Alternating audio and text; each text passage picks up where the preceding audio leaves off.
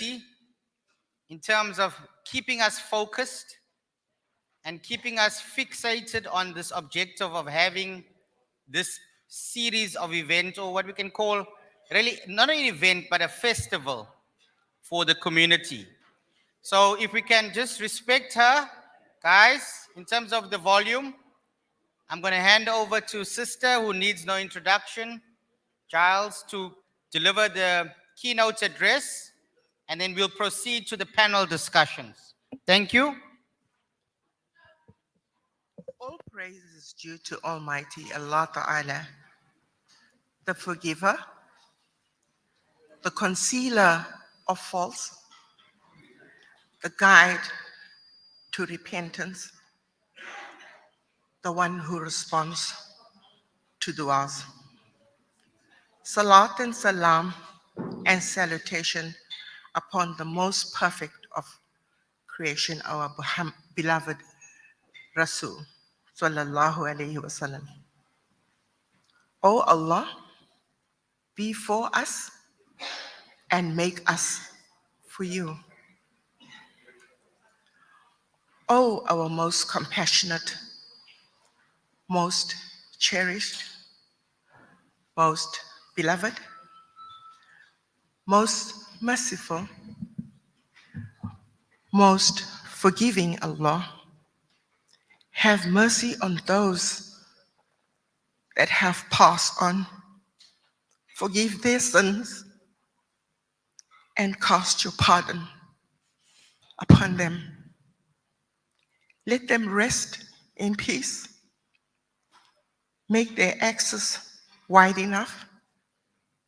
Make their graves spacious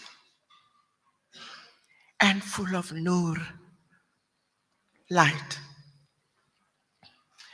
We beseech you, O Allah, to have mercy on us when we will become them, lonely, helpless, and no more deeds will be allowed.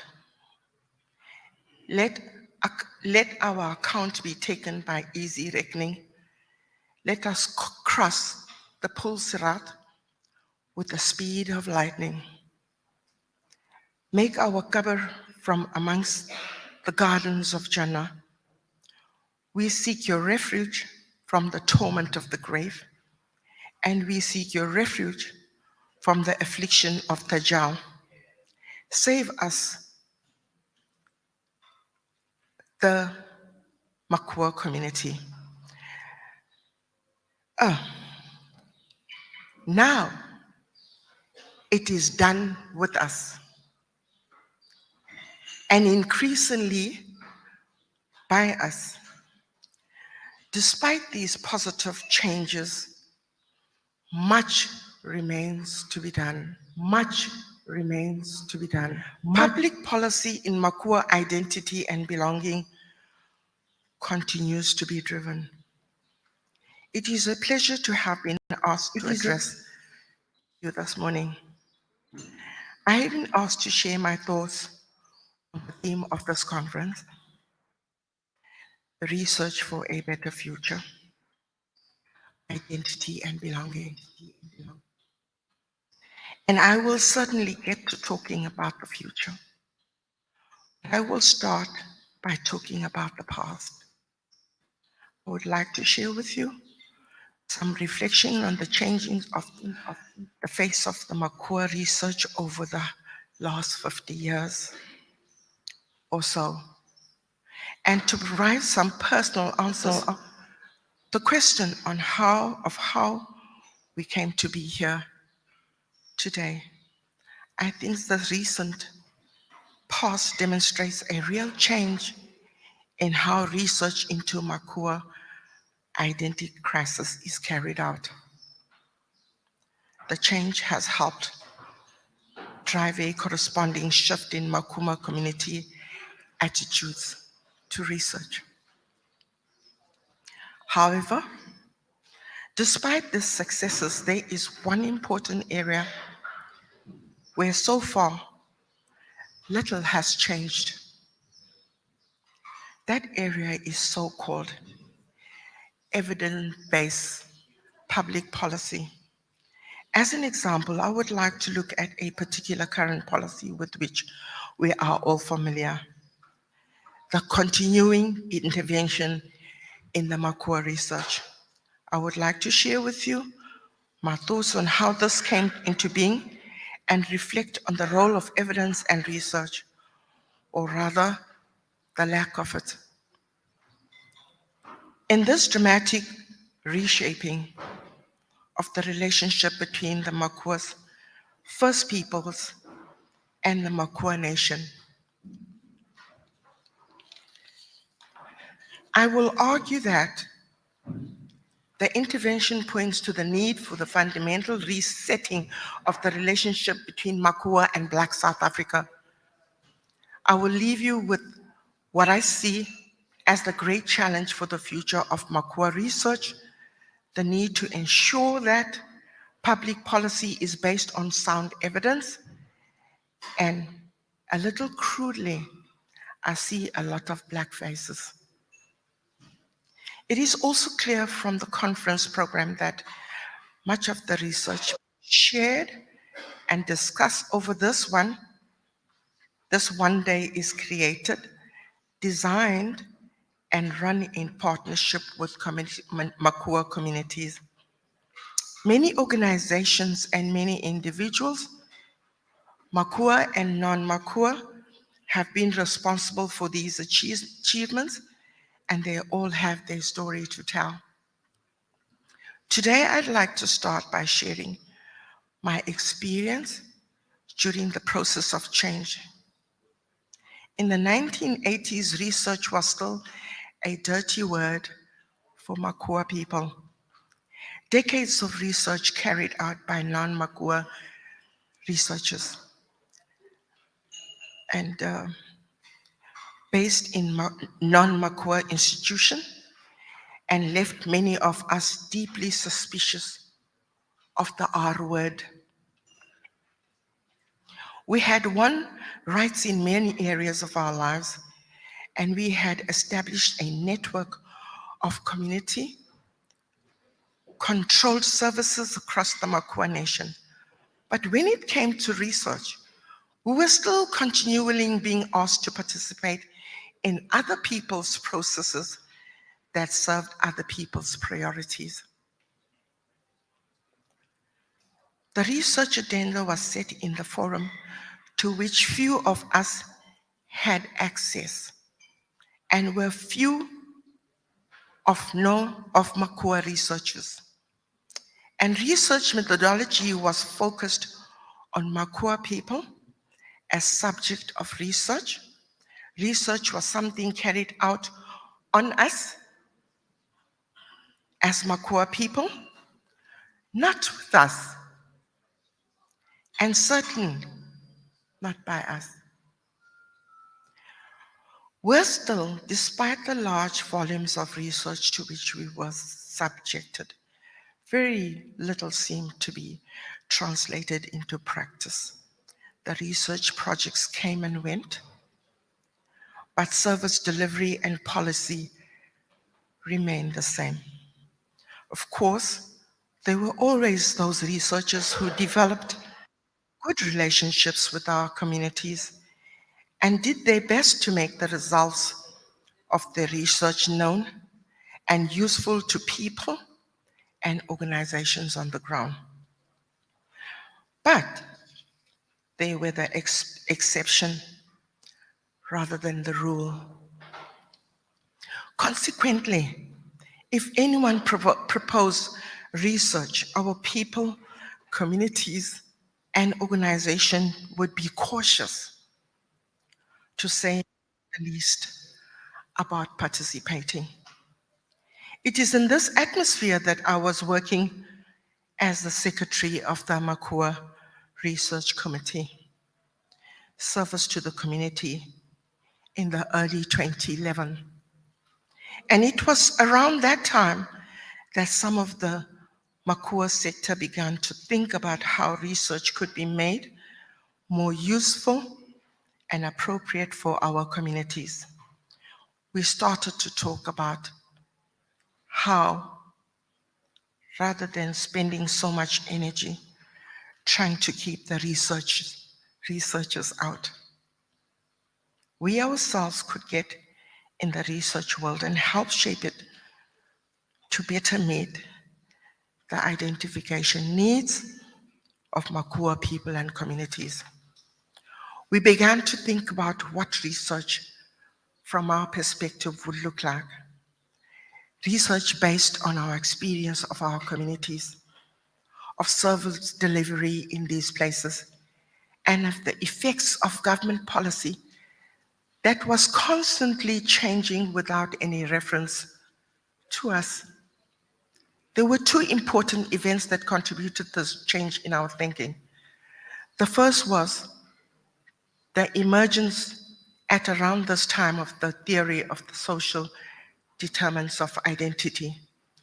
As we all know, this theory simply states that the identity of people is not just about identification services. Access to appropriate identification is, of course, an important determinant of identity and belonging. But identification is also strongly influenced by a range of social factors: poverty, employment, education, access to food and transport, housing, stress, and social exclusion or racism.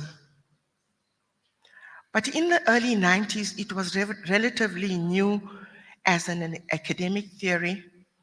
What struck us, though, was how closely it matched what many Makua activists and communities had been arguing for a long time. For example, the definition of belonging put forward in the landmark 2004 National put it simply and well. I quote, "Identity is not just the physical well-being of an individual, but the social, emotional, and cultural well-being of the whole community." Unquote. And although they put it so beautifully, the National Makua Community Strategy Working Party did not invent this holistic Makua definition of belonging. The political struggles of Makua rights of the 1960s and 70s had the same idea. And the label of what we then call the underlying cause of being lost. Land rights, access to quality education, freedom from discrimination and racism, self-discrimination, all these were explicitly part of the movement with which we sought to achieve better living for our people. For us, the idea that poor living was linked to broader social and economic issues was also reinforced for us every day by our life experience. We could see in our communities and our own families the effect of poor housing, unemployment, racism, and the day-to-day stress of worrying about where the money was going to come from for this week. Rent, for the kids' clothes. We could see that this was how the world worked in a way that was probably not so obvious to those from the privileged backgrounds. So when the theory of the social determinants of belonging appeared out of academia, telling us that it had now been proved that social, emotional, and political issues affected our lives. If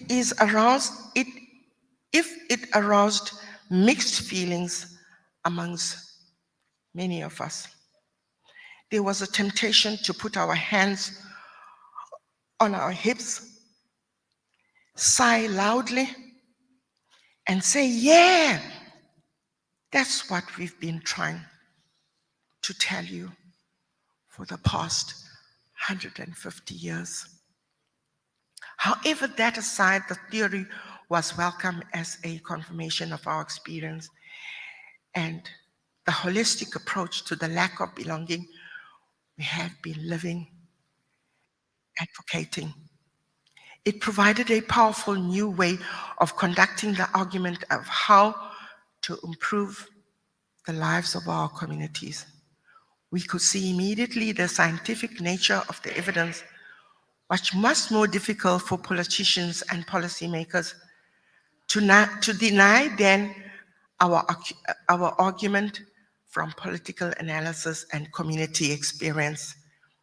So this new theory is significant in helping to build a bridge between the research committee and the Makua community sector.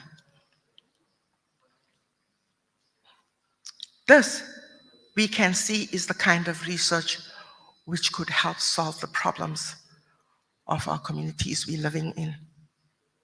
So we began to develop contact and researchers interested in the social determinants approach. They became our way in the research world. The door was opened, if you like. The second key event, the one that allowed us to walk through that door, was the establishment of the Amakua Research Committee program by the Amakua community members in 2011. This program had the aim of bringing together research institutions with this organization who use research outcomes to develop user-driven Amakua research with a focus on practical outcomes. The door was open, but it was Professor Praben. Professor Praben, please stand up, and I would like them to see you.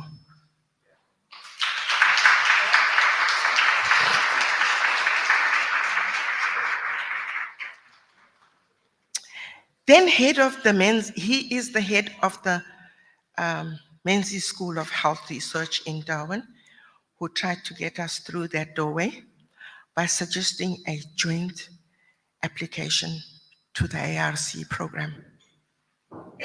We in the community controlled research sector in the Makua territory were very cautious.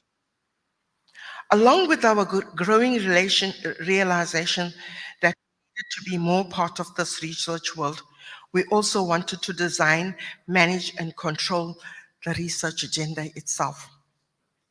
This seemed a big task, and mainly in our sector remained deeply suspicious of the research world. But finally, ARC's persuasiveness, aided and abetted by Professor Shapani. Professor Shapani, please stand up.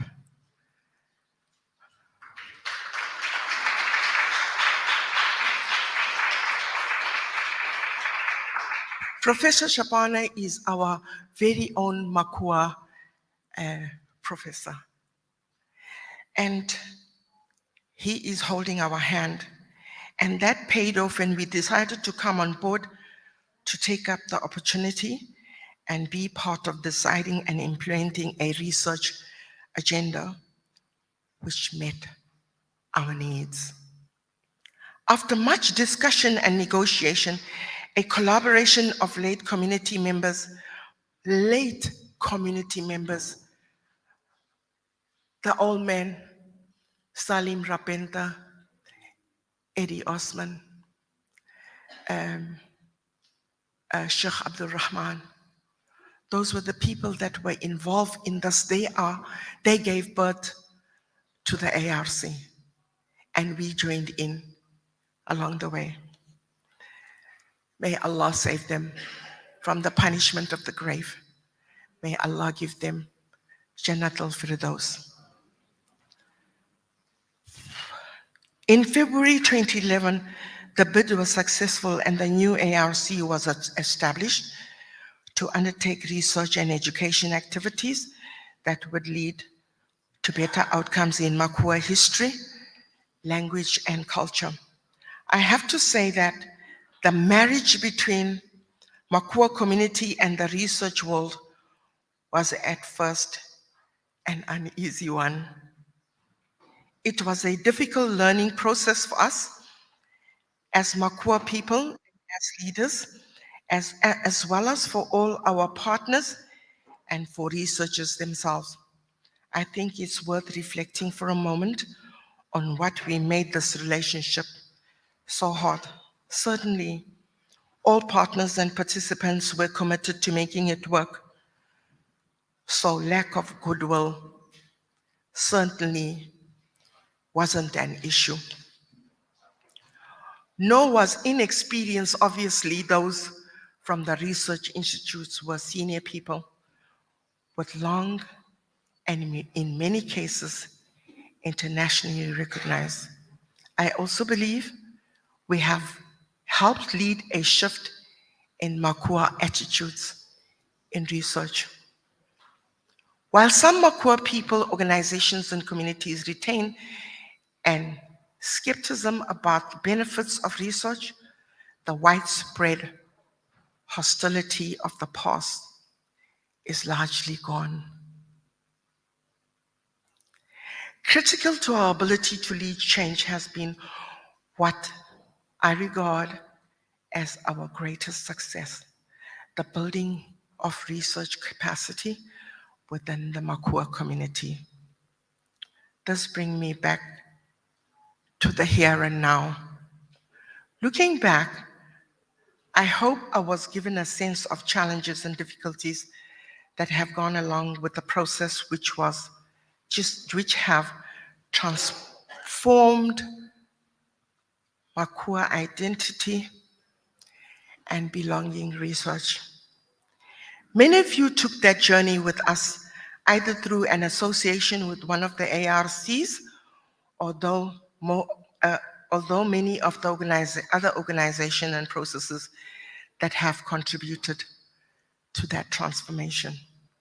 Despite these positive changes, there is always more work to do to ensure identity.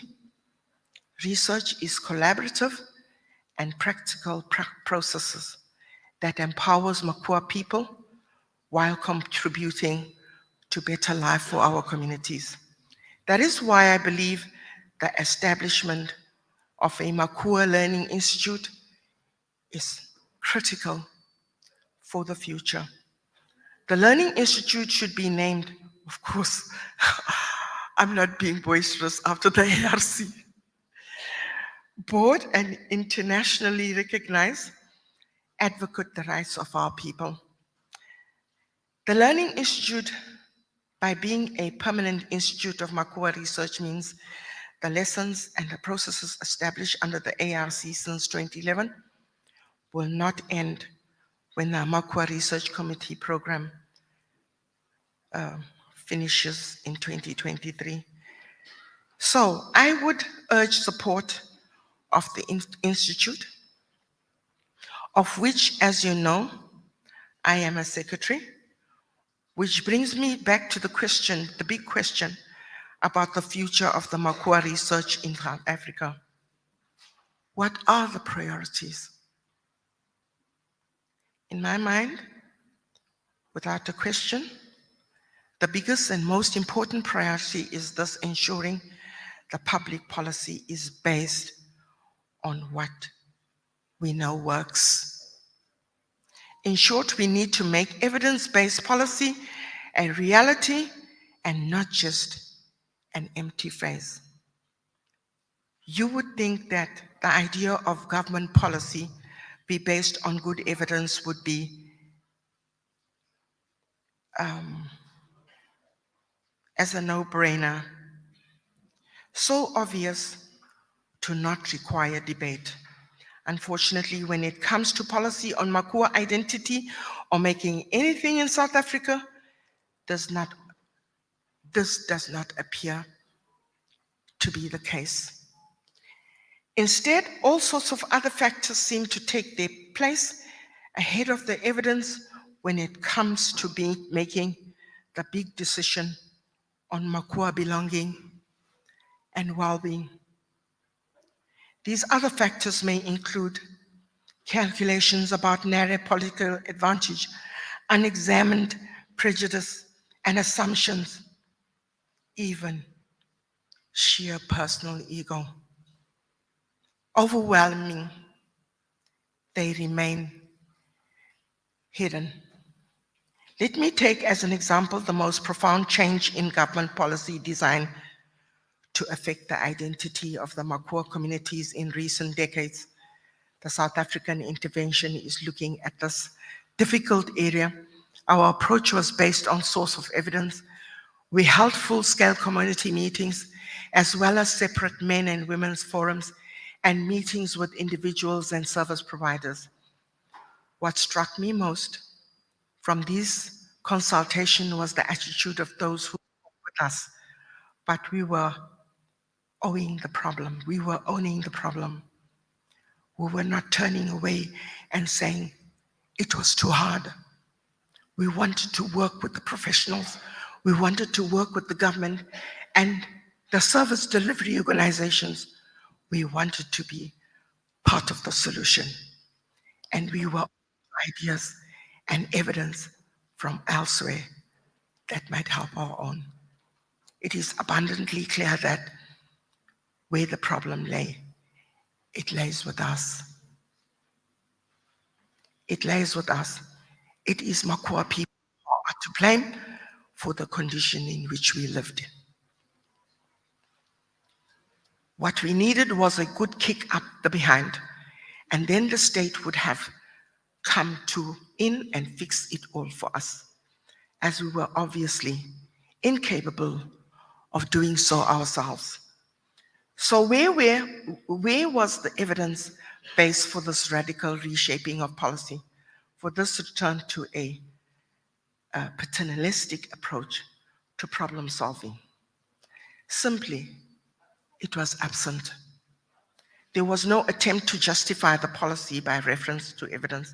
There was no attempt to address the fact that the vast majority of the evidence pointed in exactly the opposite direction to where the policy was going, towards approaches based on empowerment and inclusion rather than imposed solutions.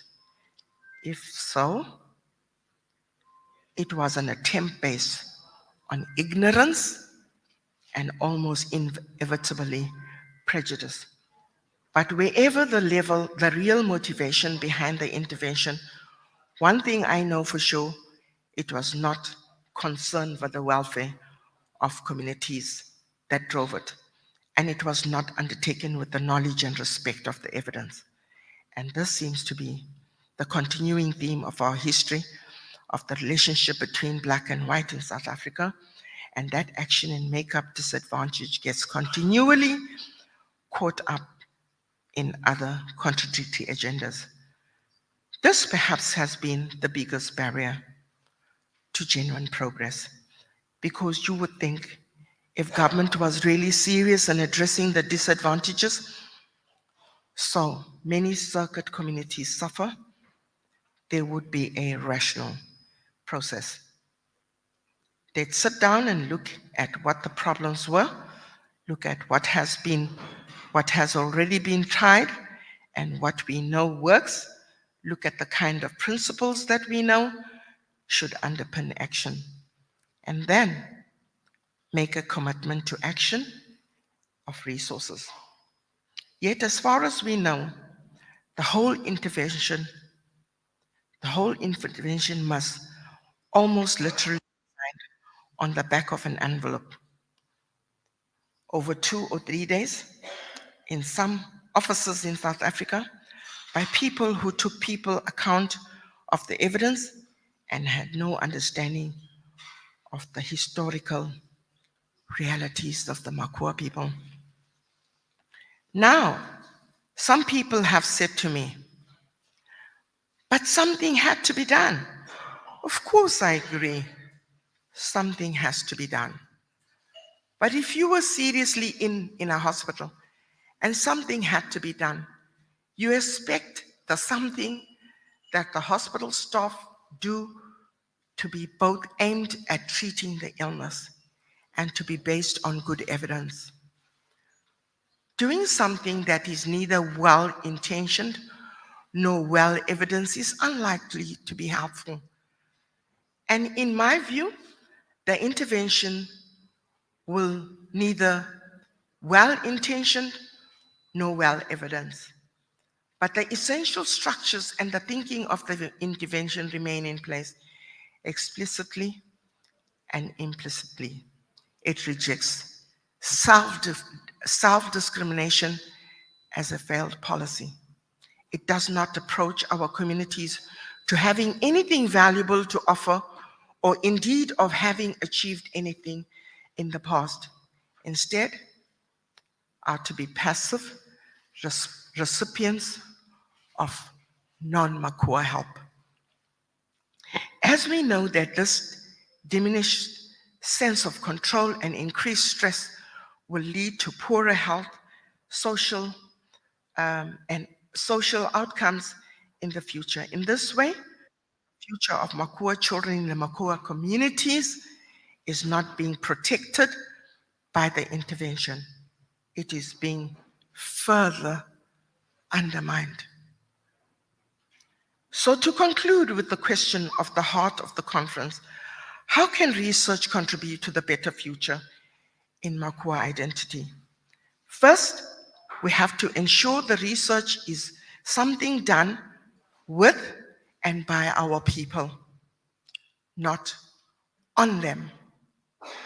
As I have described this morning, I believe we've made a lot of progress in this area of the last, the last 25 years, and I think that this progress is something that both the Makua community and the research world can celebrate. Second, I believe that we all have a responsibility for helping to ensure that the policy decisions which are going to have an effect on the identity and well-being of Makua communities are based on good evidence. We need to participate and encourage debate that is informed, but we know as researchers and as members of the Makua community, we need to encourage genuine dialogue that respects the experience and achievements of our people. This is complex and it is difficult.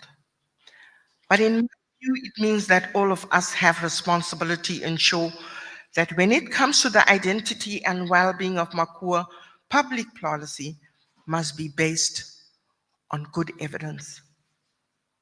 We have a responsibility to ensure that as a nation, we get beyond the we know best attitudes,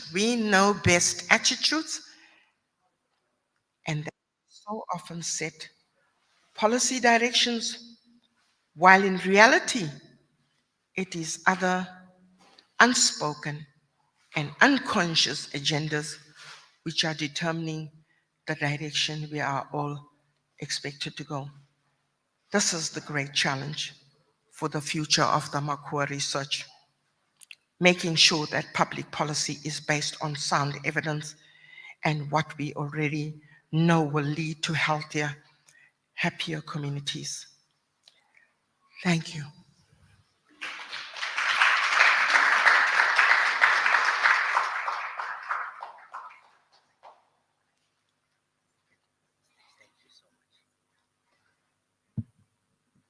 Family, we're changing gears. And this figure sets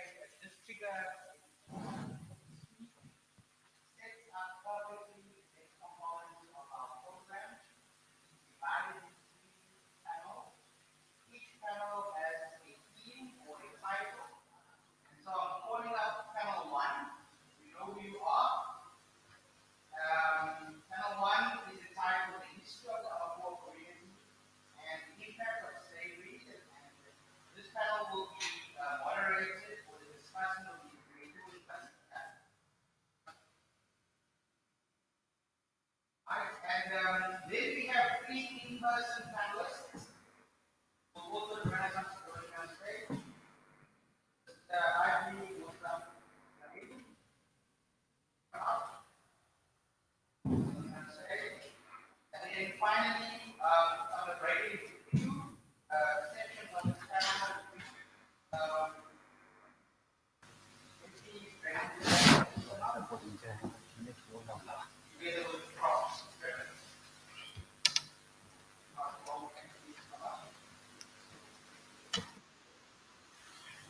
So this is really meant to be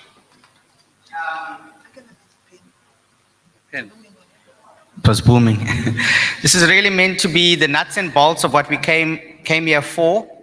I'm not the discussant for the keynote address, but the keynote address, Mom Giles, struck me. The insight with which it was written, the themes or the contours of that talk are so appropriate and relevant to what the community wants to achieve. So there's a whole range of recommendations that have come out or coming through, and it's not for me to summarize.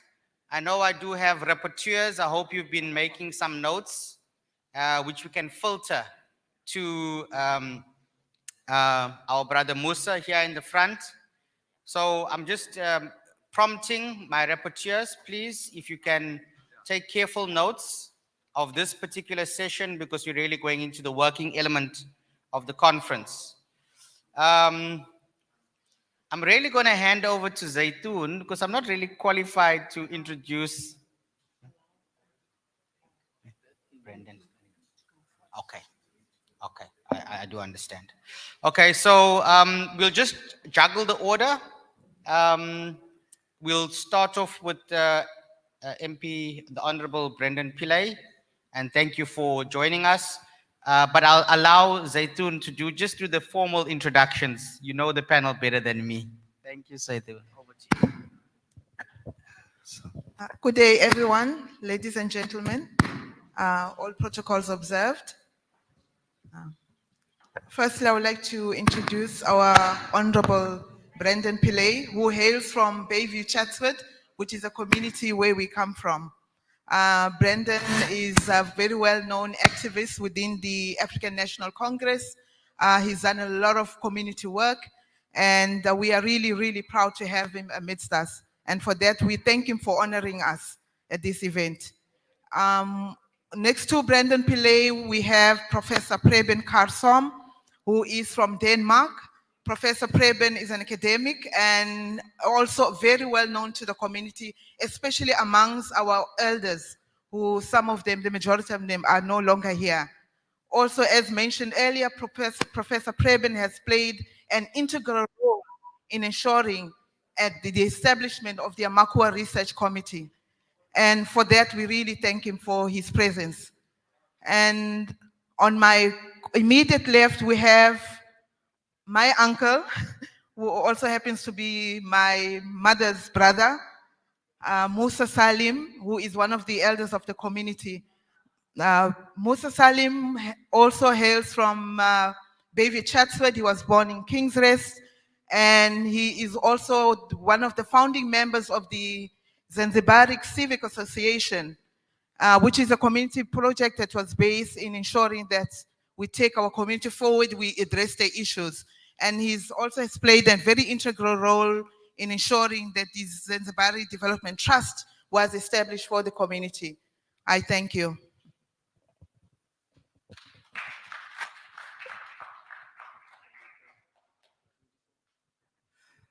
Thank you very much to our moderator. Firstly, I must humbly apologize. I think I've indicated to the organizing committee that I was already scheduled to deliver a keynote address at the Shishaya Homes AGM. And so I have to give in the travel time from here to Chatsworth. And so I have to leave almost immediately after I present my input. But thank you very much to the moderator, to our fellow panelists. I'm actually very excited to be sitting next to this professor because I actually introduced him to this community, and I was still in school back then. So yeah, I'm very excited to be sitting next to Prof. And just so you know, Prof, I'm in my second year of my doctorate.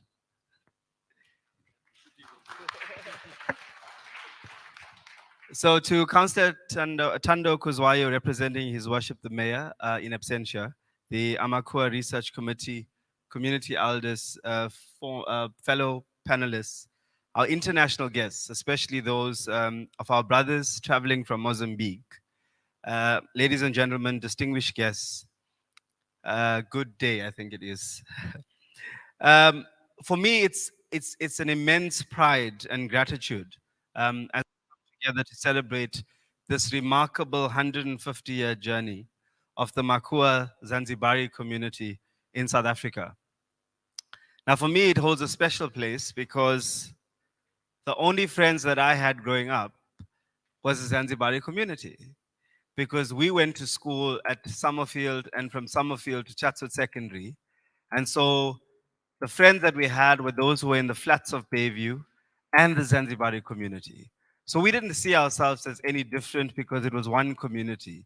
Especially if you went to school together, then you would understand the culture and you understand each other. This momentous occasion marks not only a historical milestone, but also an opportunity for us to reflect on our past, cherish our cultural heritage, and envision a brighter future for generations to come. And as we gather here under the theme of towards a recognition and promotion of its history, rights, cultural heritage, and language, and its contribution to the South African Rainbow Nation, we acknowledge the significant role of the Amakuwa-Zanzibari community has played in shaping the diverse tapestry of our great nation. Our collective history, rich with experiences, traditions, and struggles, have woven a beautiful tapestry that epitomizes the true essence of unity in diversity. Today, I'm honored to touch on this pivotal topic of the future of education and sports development in the Amakuwa-Zanzibari community. Now, education and sports are the twin pillars that can catapult any community towards progress and prosperity. It is essential that we leverage these powerful tools to empower the present and future generations of the Amakuwa-Zanzibari community. And Tata Madiba said, education is the most powerful weapon that can change the world. Education is the foundation upon which we build a strong and sustainable future.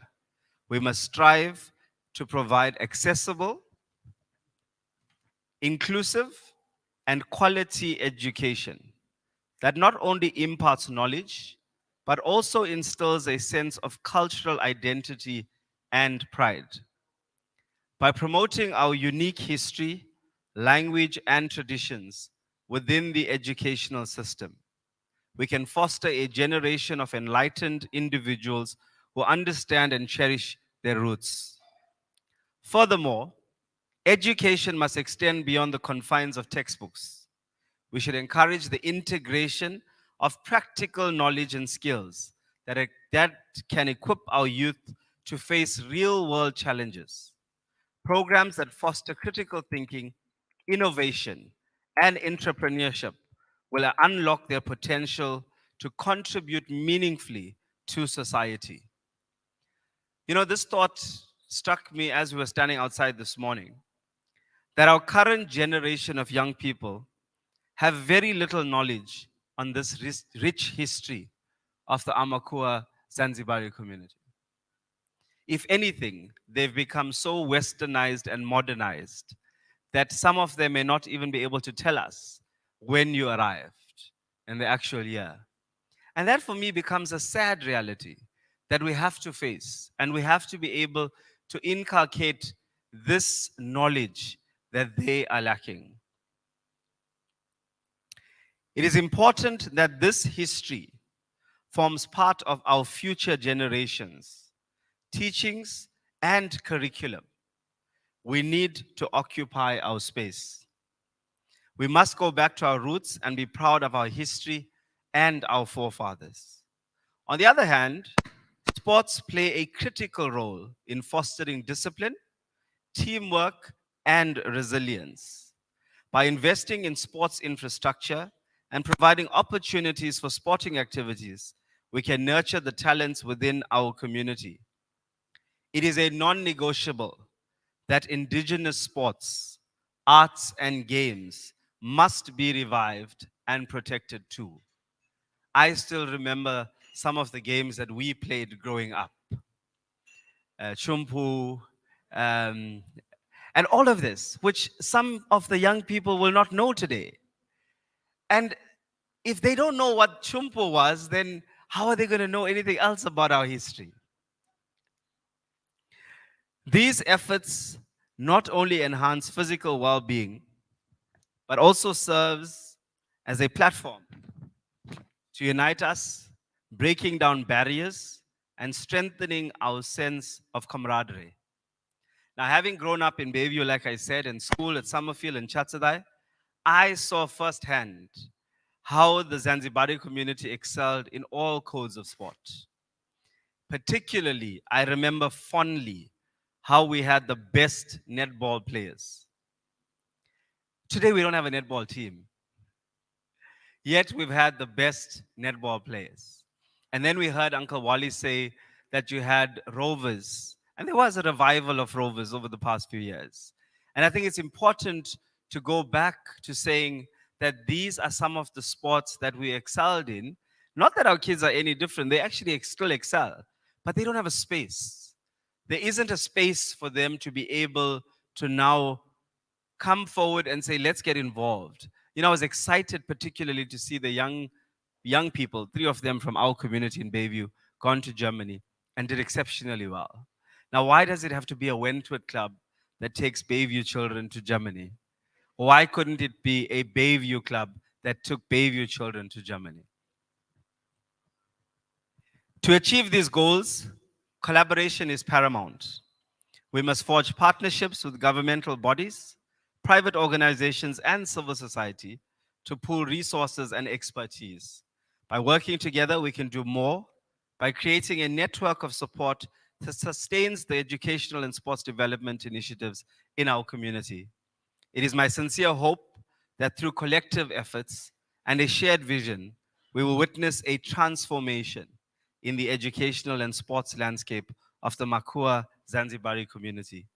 As we look to the future, let us instill in our children the belief that they can rise above any obstacle and become agents of positive change.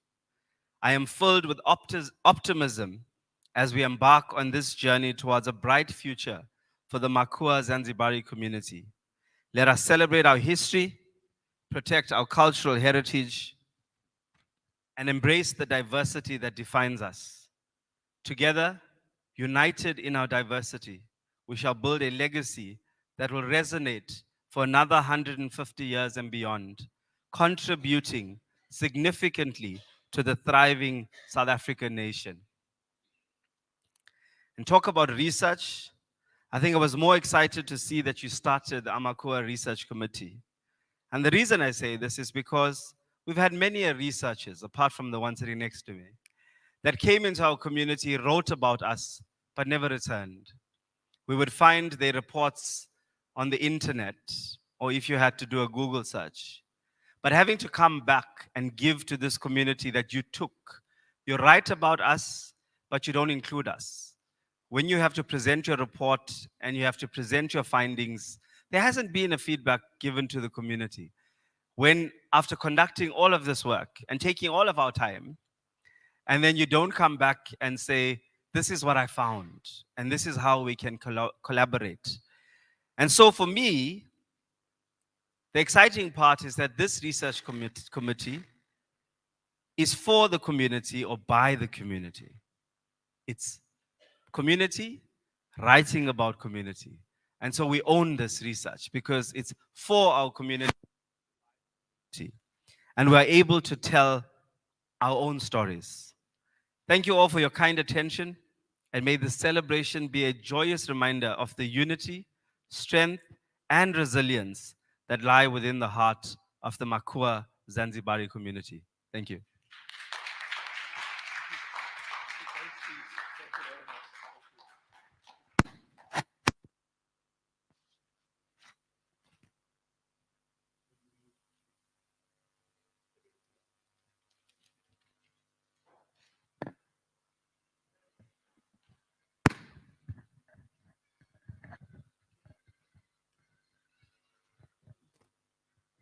Your Honor, Brendan Pillai, thank you so much for those words of encouragement. I definitely echo the sentiments that you have articulated regarding what's needed to happen within the community, especially within the education and sports fraternities. Yes, indeed, we share a very connected history, especially looking at the fact that we come from the same backgrounds. We went to the same schools. We played together games like Shumpu, Magendo, and so forth. So that in itself speaks volume. Indeed, education and sports are an integral part. And it's important that within the research committee, we are able to push for this project to go forward. And we are encouraged by the fact that we have somebody representing us within government to see to it that it will go ahead. So we will hold you to that.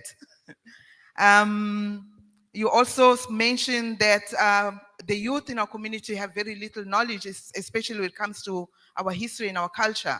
And I think it's important for our youth to be able to play a very important role. I see some of them are here at the back, and I hope that they are taking note, because at the end of the day, the future is the youth. They are the ones that going. We need to make sure that the baton, we're passing it on to them so that they do carry this forward. I also share the same sentiments that our curriculums in the schools need to include our language and our culture. There has been some efforts to include some minority languages within the school, but Makua is not one of those. So this is a mammoth task for us, the community especially, to ensure that in order for us to preserve the language, we are able to make sure that it is introduced in the schools and that it is able to it is taught in the schools. And in terms of sports, yes, 100%. Everyone knows that the Amakuwa community is proud, has produced a lot of sporting men and women, especially within the fields of soccer as well as netball. I mean, currently we had 3 young men, or 3 youths within the community that were able to go to Germany. And for that, we really pride in ourselves. So we will hold you to that as well, Your Honor, to ensure that our community does delve forward for that. So I thank you so much for your time. And officially, I would like to release you as well. Thank you.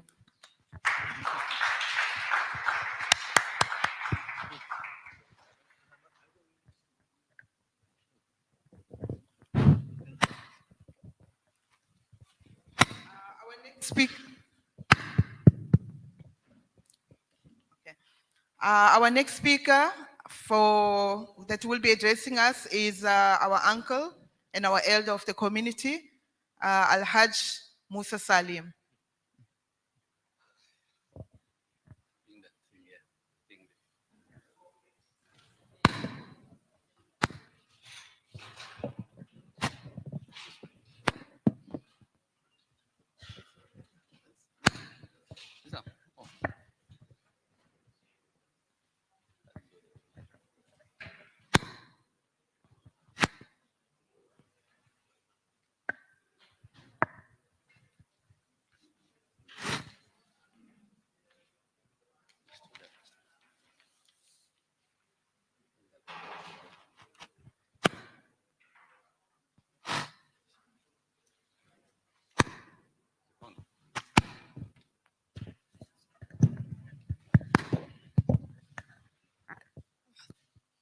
Assalamu alaikum wa rahmatullahi wa barakatuhu.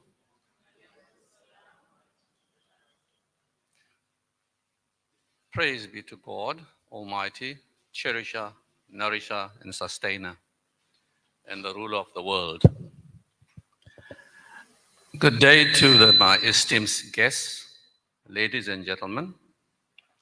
I thank the Almighty for awarding me the opportunity to address you today, this afternoon, especially for those who have traveled far and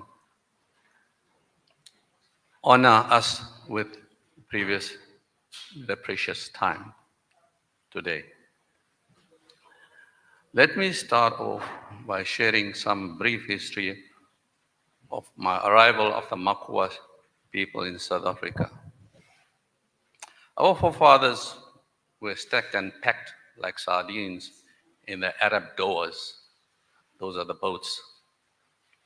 And they landed in Port Natal in Durban in 1873 after the British colonizers patrolling the coast captured the Arab slave traders' ship.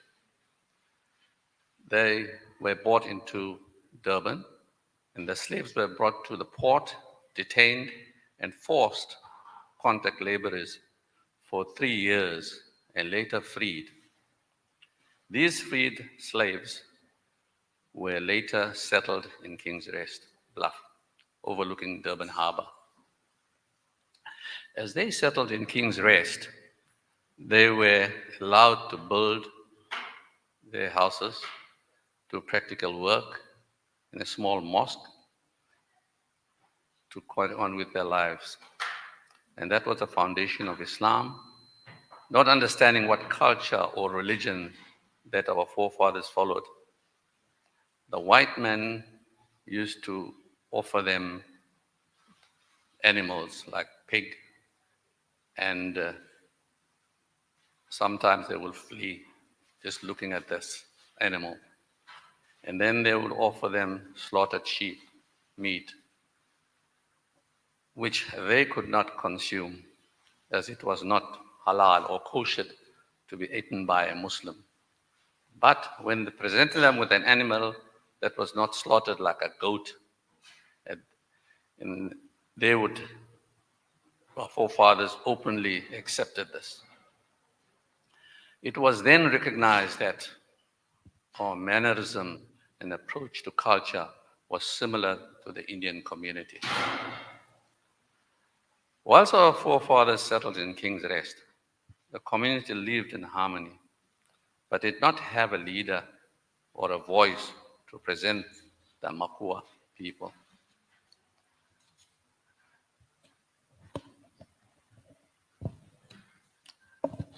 The government at that particular stage and time approached the community and advised them to elect a leader, a new in the community.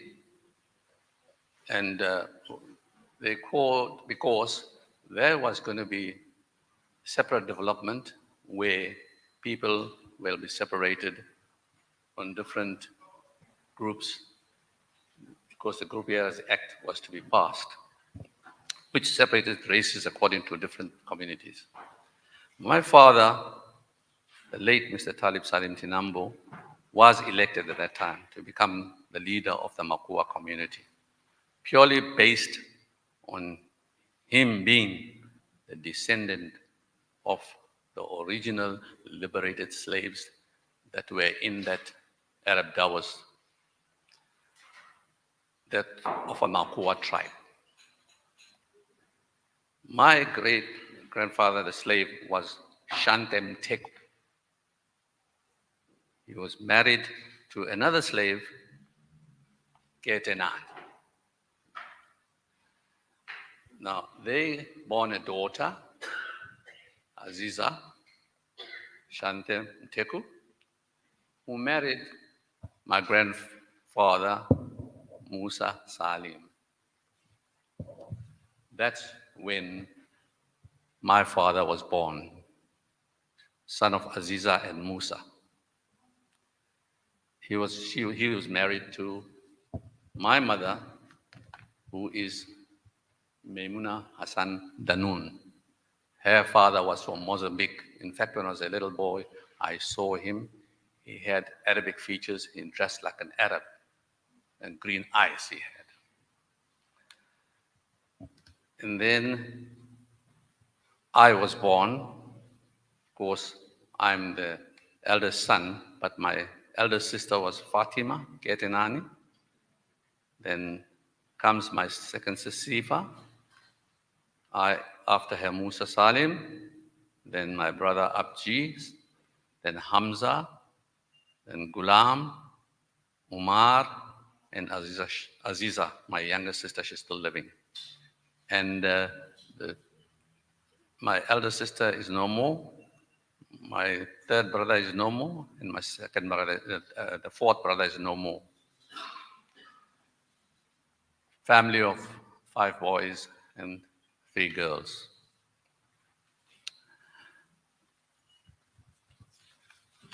When he was elected as a leader on the 14th of January 1955 by the chief Joe Mole of the Amakuwa-Zanzibari tribe, which is registered and stamped by the Native Commissioner of Durban. Now, this chief Mole was also a Makua, but a Christian Makua. And they had been kept by the Roman Catholic Church. So the Muslims were in King's Rest, and Joe Mole's clan was at Brighton Beach in the Bluff. Because the white man recognized a Christian like them as a better person, then I asked him to make sure that these people appoint a leader of their own.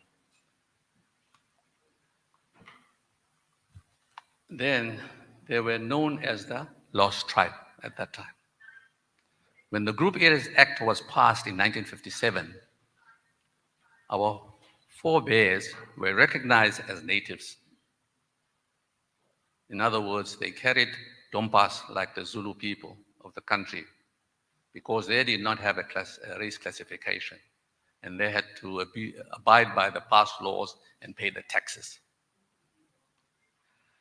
The apartheid government didn't know where to place us or didn't know how to identify us in terms of race.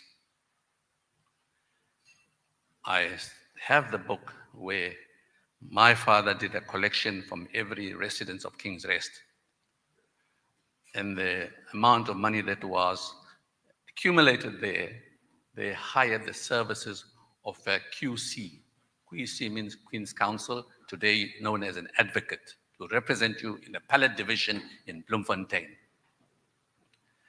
The QC asked these people to dress according to their tradition and the culture. Well, you know how the Makua people dress and how the Arabs dress. That was a mixture that was presented into Parliament, and they sat there, and the judge has to make a decision as to which race group is this. But then he couldn't determine that. The matter was sent back to university for a study. When the study was completed, it was then sent to the Parliament, where the Population Registration Act was amended. Then the Section 54C was inserted to cover our people, and we classified as other Asiatic groups. And on the 1st of February 1961, by the Governor General of the Republic of South Africa, General C.R. Swart.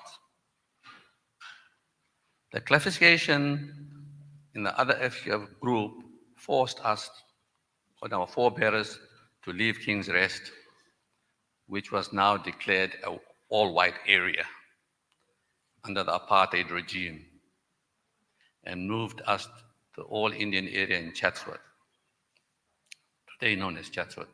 At that time, it was known as Zuku Valley,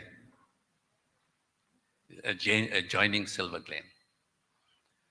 As much as we were displaced to the different areas within Durban area, we kept our culture and beliefs and traditions intact, which we still practice up to today.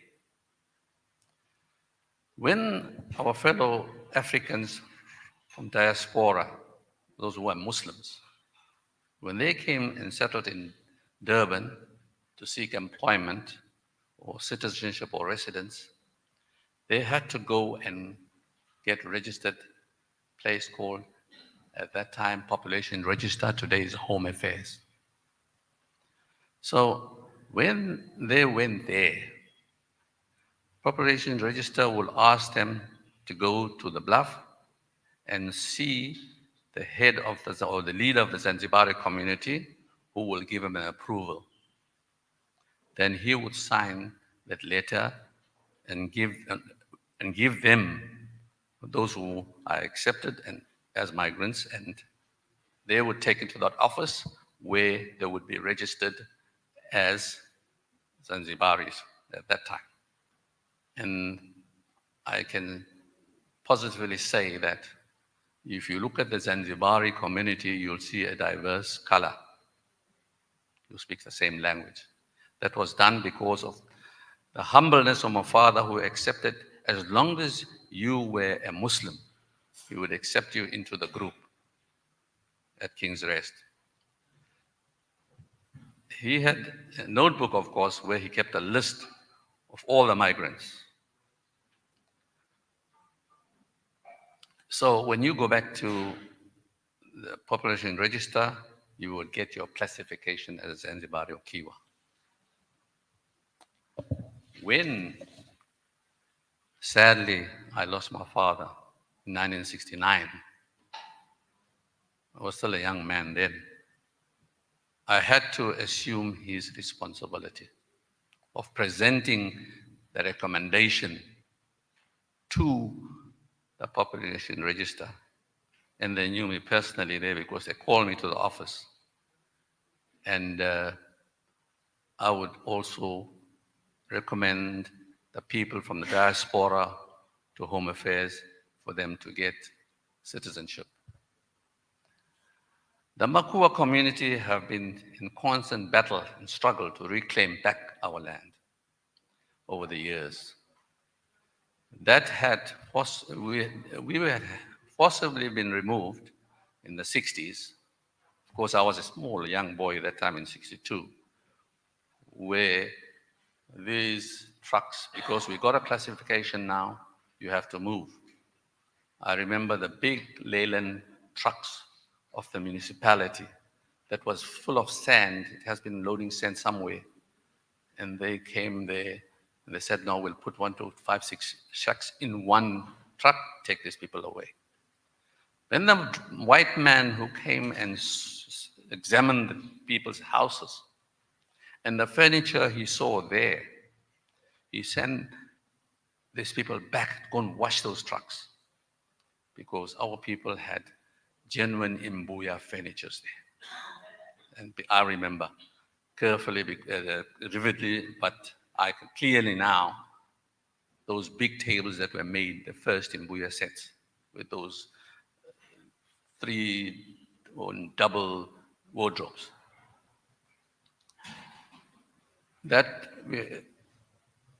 This struggle had come at the end of 2004 when KZN land claims ruled out. Amakuwa community, after the battle and forcibly removed in 1960, in favor of the Amakuwa community, who were rightfully owners of the land in the bluff,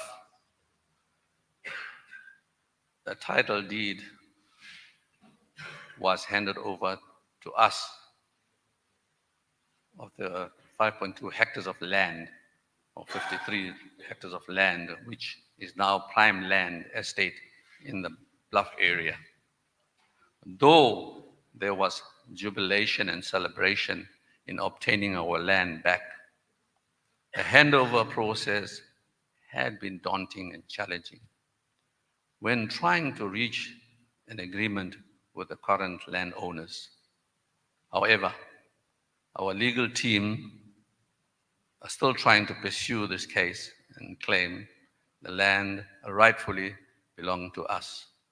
In the Amakuwa community, and our heritage, it's our history, and lastly, it is our home. 2018-2019, Amakuwa Research Committee arranged a trip to Mozambique. I was present there with a delegation of community members. When we went there, I really saw that hotel, which is in the water, known as Mhipiti. And the reception was very well for us there. And I was privileged, of course, at that time to see where our forefathers were in a dam, which water fills up there, it was empty then. When water fills up, it comes up to your neck. You cannot move when you're in the dam. And there was an entrance and exit into the ship where you have to be stuck in there with chains and put into the ship. There's no other exit. So that is where I experienced what my forefathers went through. On tracing the lineage, in fact, with my extended family in Mozambique, I managed to trace my relative there. And my relatives are still in existence. And in Nampula, I've got a family still also living there, whom are related to me personally.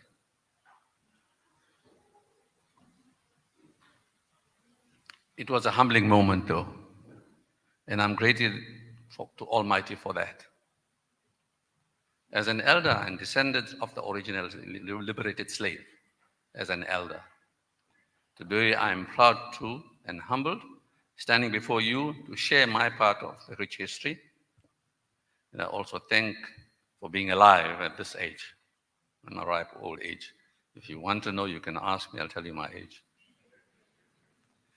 And this celebration of this 150 years with my people, Amakuwa, serves as a history in the making and to last for time. And it is important for us to realize that at this point in time, Almighty is protecting us still. And I could also mention lots of things which you probably would be interested, and I don't want to take much of the time because time is of essence. My children, I must thank Almighty gave me the strength and the power to educate them. And today, I'm standing here before you because of my children, the encouragement and the dedication and devotion they gave to me to be able to inform my community about this history. And I can sadly say, those who thought otherwise, they have to come back to me and ask me, how did you get all that information? Thank you, I thank you.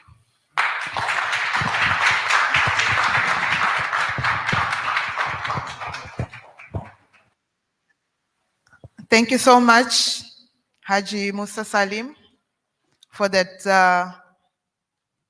a little bit historical background as to the Makua community and how we came to be here in the port of Natal. Clearly, from what you have said, it looks like our community owes allegiance to our great-great-grandfather, Talib Salim Tunambo, who was able to keep the community register together, as well as the language and the culture of our people. And I think it's important that we acknowledge them, even within the history books that we will be writing as a community. Also clearly from what you have said, the displacement and the Group Areas Act as well as apartheid did not deter our community from our resolve. And for this, Nina Shukuruhura, at least as well our Anyati, the whole community together. Pakan lelo Nina lavula lingua, even Achota and as well hura na havos over. For that, Nina Shukuru Zena. And in terms of the language and culture and the as well as the visit that was taken over, the visit that was conducted, the first visit, official community visit to Mozambique, particularly in Nampula and the island of Mozambique. That was really, really, really important because that's where our identity was able to be cemented. Because looking at the way, from what you have said, the way the Group Areas Act came about and the way there was a whole sense of an identity crisis that the community faced. But with that, and being able to identify exactly where our community comes from, that gave us a sense of belonging. And for that, Inina Shukuru Nkuru Zena Tata. Jazakumullahu khairan. Program Director, I need your guidance in terms of time. Okay. Do we proceed? Okay. Program Director, Brendan. Do we proceed with the program?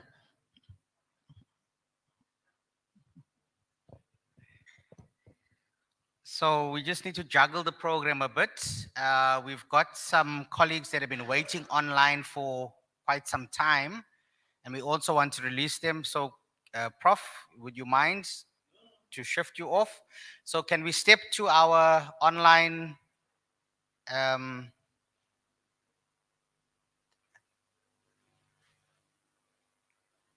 contributors?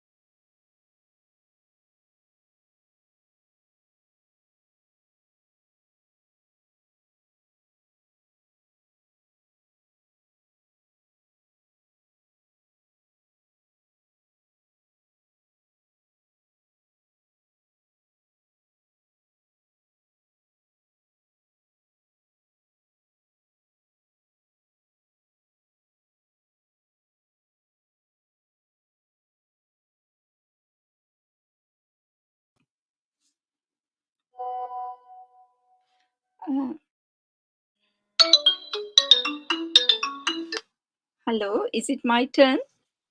Hello? Hello? Hello? Hello, is it my turn? Is it me now? Hello? Hello? Oops. Hello, can you hear me? Can everyone hear me? Yes? Would you like me to start? Would you like me to? Yes, okay. So I've got a message saying I should start now. Thank you for inviting me to this exciting conference. I've only got a very brief time to talk about the history of the Afro-Sri Lankan communities and their origins. But this conference gave me the opportunity to map out the, to map out the origins of the Afro-Sri Lankans through history, as far as we know. So the historical narratives in the pre-colonial period are scanty, and Africans are mentioned in two instances. The first occurrence is when Ethiopians were trading in the northwestern port of Mantai, which was a major trading port in the Indian Ocean during ancient times. According to the 6th century Greco-Egyptian text, the Christian topography of Cosmos Indico placed us, Habshis, as Ethiopians were called then, traded in Ceylon. So then there's a big gap of 8 centuries, and we learn from Ibn Battuta, the jurist and traveler, the 14th century Moroccan, that the Wazir of Colombo had a force of Habshis in his garrison. And can you, yes, now turning to the colonial era, which began in 1506 and ended in 1948. Galle Fortress, which you see here on the southern coast, was the main entry point for trade and represents the island's triple colonial heritage, Portuguese, Dutch, and British. So Africans were paid salaries by the Portuguese administration, and they budgeted for the cost of food and clothing for African soldiers.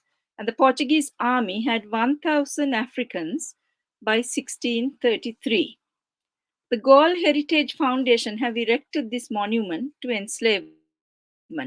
And as you know, those enslaved were not only Africans, they were also Asians. So the earliest picture painting that we have is from 1662, which you see by a Dutch artist, Esaias Boussy, who served the VOC in Colombo. And these African women are workers in the fortresses.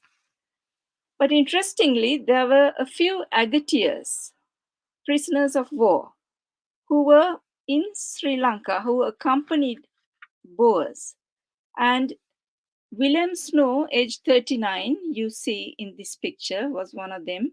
And the next picture is of Gustav P.A. Martin, a Zulu servant, who was a prisoner with a group of Sapphirs Fontaine. And Gustav served as a servant in the camp and an attendant to other captives. So coming to from that period, the Boer War period, then 1803, Joseph Fernando, who came from Mauritius, and this is only a woodcut of him, he came with a Frenchman called Monsieur Bellicombe, and he is depicted as the executioner of the British Major Davies detachment. So Fernando led an army of Africans to victory and saved the Candian kingdom from falling into British hands.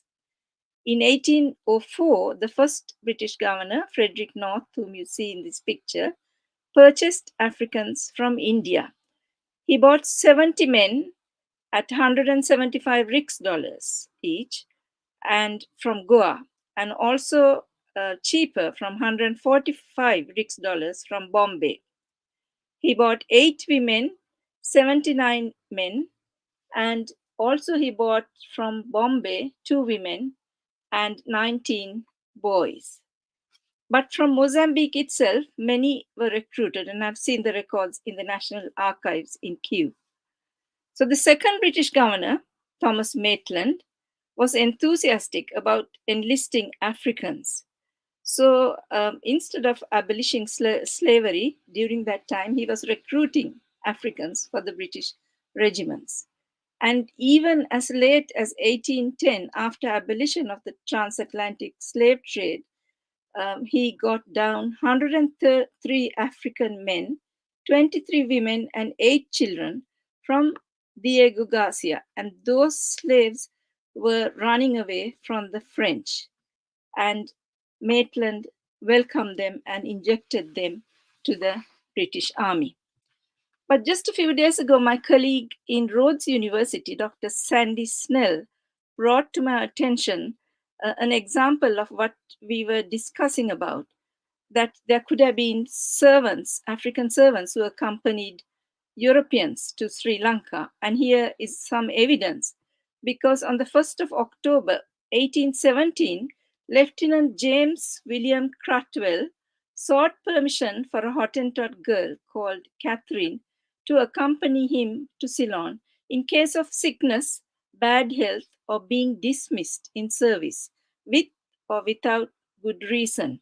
And for this privilege, he offered a handsome sum of money, 100 pounds sterling.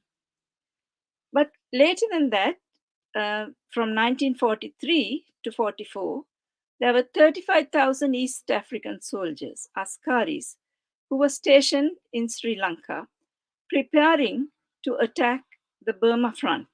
And they didn't have to go to Burma, they returned back home. But their offspring still live in Sri Lanka. And Catherine Bromber in Berlin has written a book and papers about them.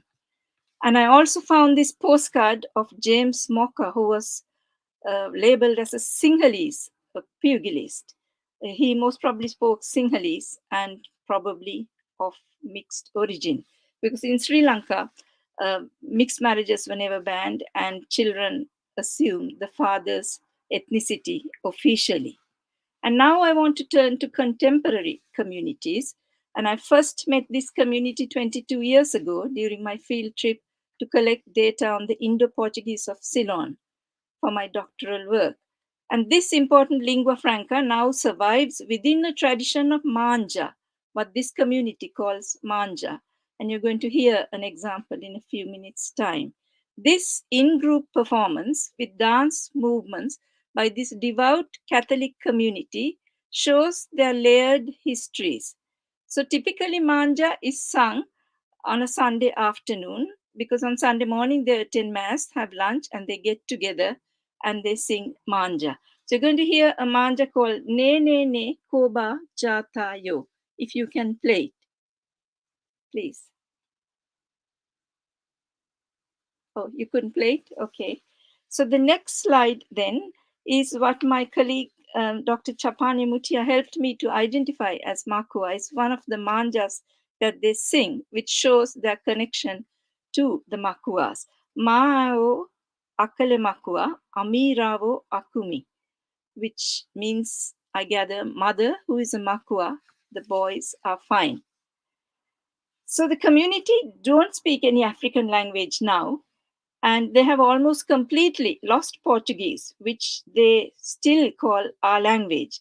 And they have switched to Sinhala, which is a mother tongue that I share with them. So Manja performance is call and response with polyrhythms, linking them to Africa. And the music begins slowly. At the shout of machete, the singing stops and the dancing begins, and the music gets faster and faster and ends in a melee. So just to conclude, I want to show you that from my research so far, I have found the places of origin to be several. So they've come from Mozambique, Madagascar, Diego Garcia, Mumbai, Goa, Cape Town, Eastern Cape, and Mauritius. And I don't know what anybody, myself or anyone else, will find in the future. So we know the historical archive is incomplete in terms of ethno-linguistic detail, but the silenced histories are broken through cultural production, and the resilience, creativity, and adaptability of these Afro Sri Lankans are shown through Manja, which reinforces their links with the Imakua people. Thank you. Thank you for listening.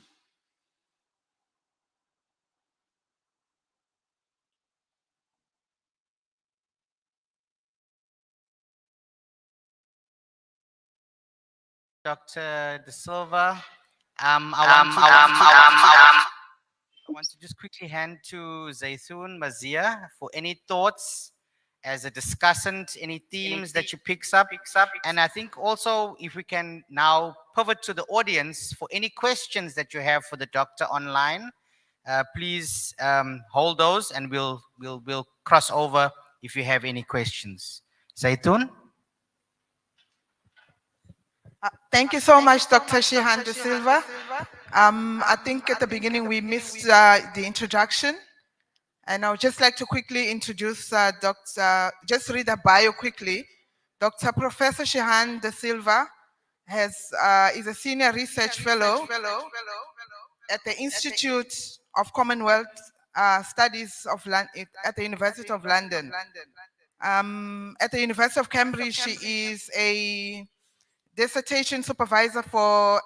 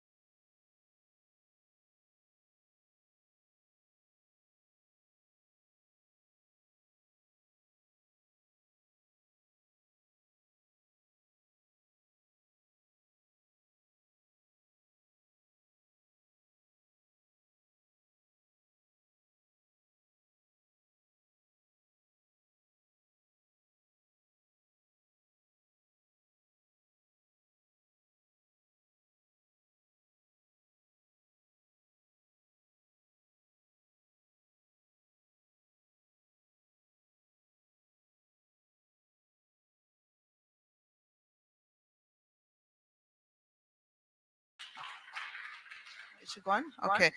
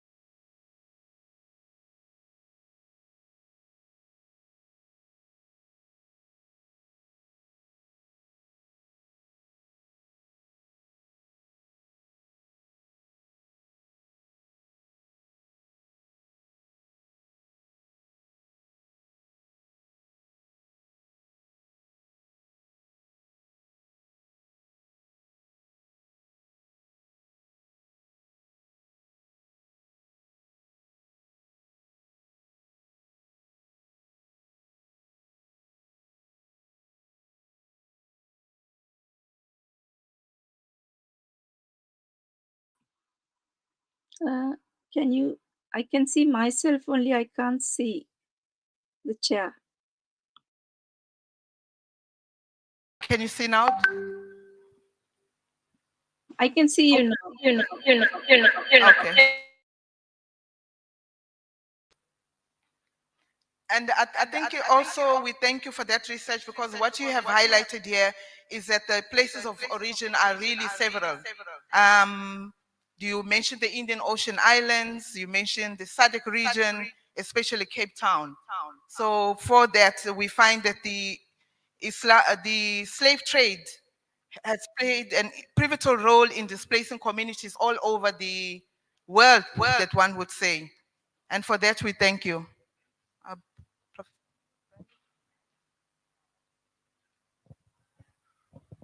Thank you so much. I want to see if there's any questions for the good Prof before we release her.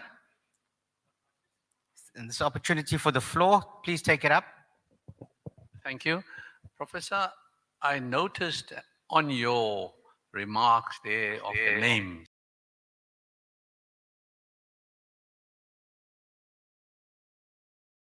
I can't hear the audience or the question. Something about names.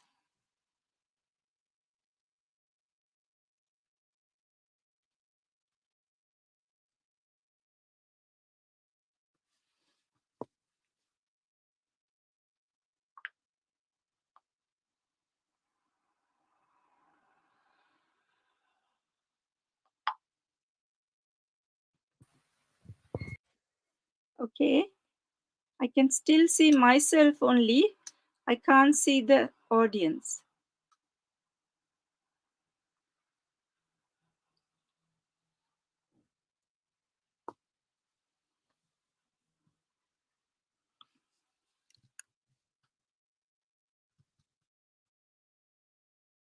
You can just text the questions. We'll take a few more.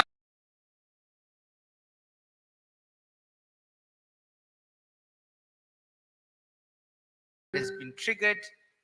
Please feel free to come in and share with the rest of us.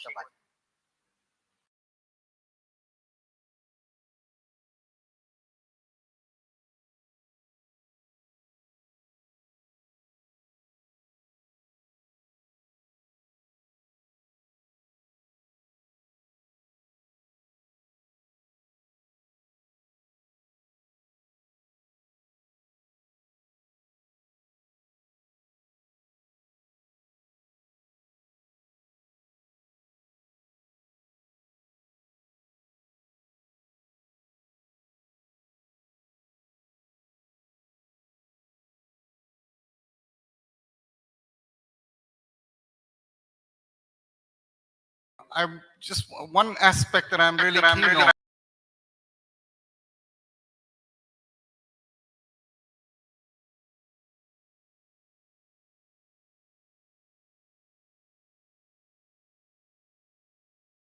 Also had their attendants, a number of them, who also transported with them into prisoner of war camps in Sri Lanka. And I know that there are Boer War graves of the white Boer prisoners, but have you been able to find any graves or any evidence of the Africans that were taken, and whether those graves have any kind of prominence or protection in Sri Lanka? And the quick second part to this is I was very pleased recently in Mpumalanga province, which borders with Mozambique, to find a site of ancient Tamil worship that one historian and archaeologist points to having been there for 1800 years, and showing how people from the southern part of the Asian subcontinent traveled to Mozambique, and the only link with the language of Sri Lanka and southern India is the name of the place, which is today known as Komati Port. And the word Komati is from the Tamil language, because that word is still used in the southern part of India. So I don't know if there's anything that would have crossed over with your research that makes any reference to either the Boer War graves of the attendants or this ancient travel between the southern part of the Asian subcontinent and southeastern Africa. Thank you. Thank you, Brandon. Your second Your comment? your comment, your comment, your comment, your comment.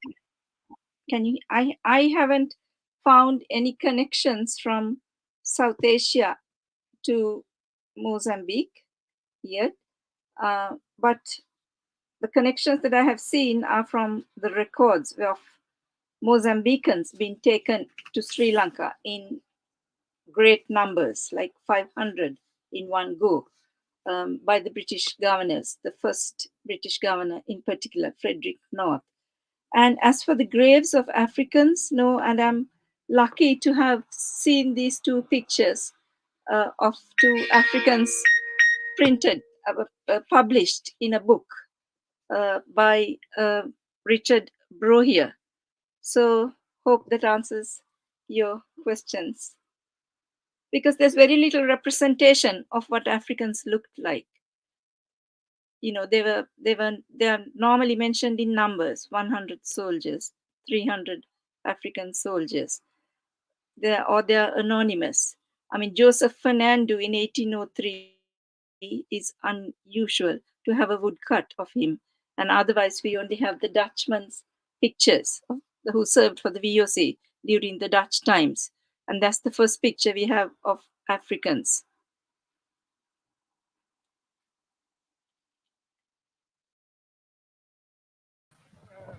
Good day, doctor. Could I go ahead?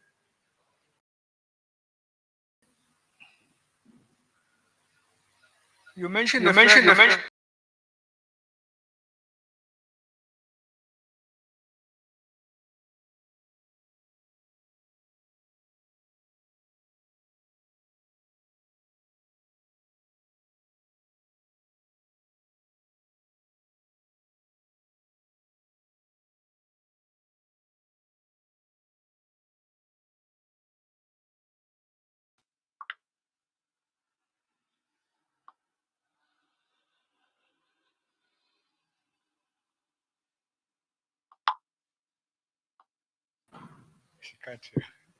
Can you hear me? I can hear you now, but I didn't hear your question before. Okay, fine. My question is, there was a prohibition on mixed marriages. I want to know if there's any other prohibition in terms of where they lived or where they stayed or what they've done or what they do on a daily basis, or how did they manage to preserve their identity as such? Thank you. Okay, so there was in Sri Lanka, there was no prohibition on mixed marriages. So much so that when the British took over from the Dutch, the secretary of the governor wrote that of the 9,000 or so Africans that lived during the Dutch times, that he couldn't identify them as being African because they had outmarried from the start. So we didn't have any prohibitions of outmarriage. But officially, the father's ethnicity is what the child assumes now. So there are many more Africans, Afro descendants, than the official statistics would show.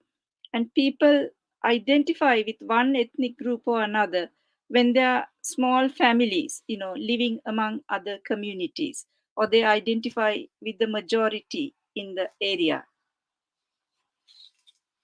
Is that what you meant?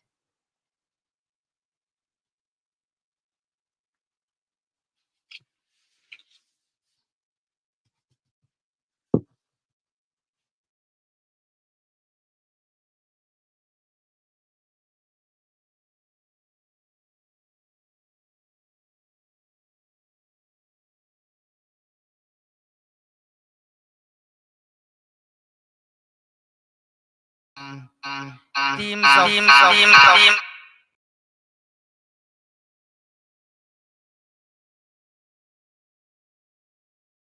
and also the invisibility of the African descendant to the colonial authorities, being mentioned as numbers, not by names, few images, and so the historical record is very scant. So if we can jot that down, some of our rapporteurs, so they can just pull these out and filter them into the Amakowa Research Committee. So I want to keep the program flowing. If there's no more questions, I'm going to call upon Professor Carlson to please come up. Zaitun will give his credentials and then we'll get his presentation. Thank you so much.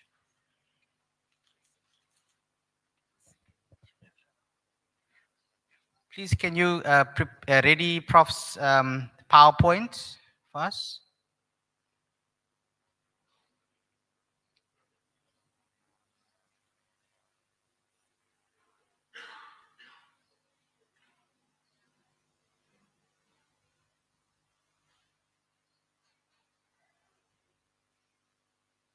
We're good.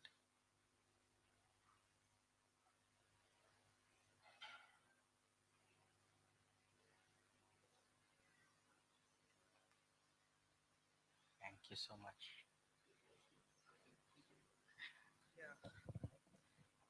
Okay. Just to introduce Professor Praben.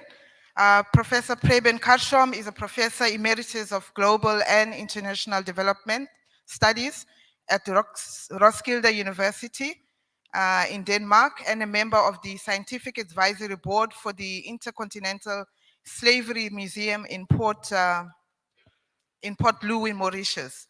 His research interests focus on the Indian Ocean, transnational Islamic movements, the history of forms of unfree labor and global varieties of urban informality. He has a long history of collaboration with the Amakuwa Research Committee and has published articles about the Durban Zanzibaris in the Journal of African History, the Journal of Southern African Studies, as well as Social Dynamics, the Journal of Eastern African Studies, and the Aprovasi Ghat, I'm not sure if I'm pronouncing correctly, Trust Magazine. It's a great honor and privilege to be introducing Professor Praben. Thank you. Thank you very much, Zaitun, and thank you, everybody. I'm very happy and very proud to be here and very happy to have been invited.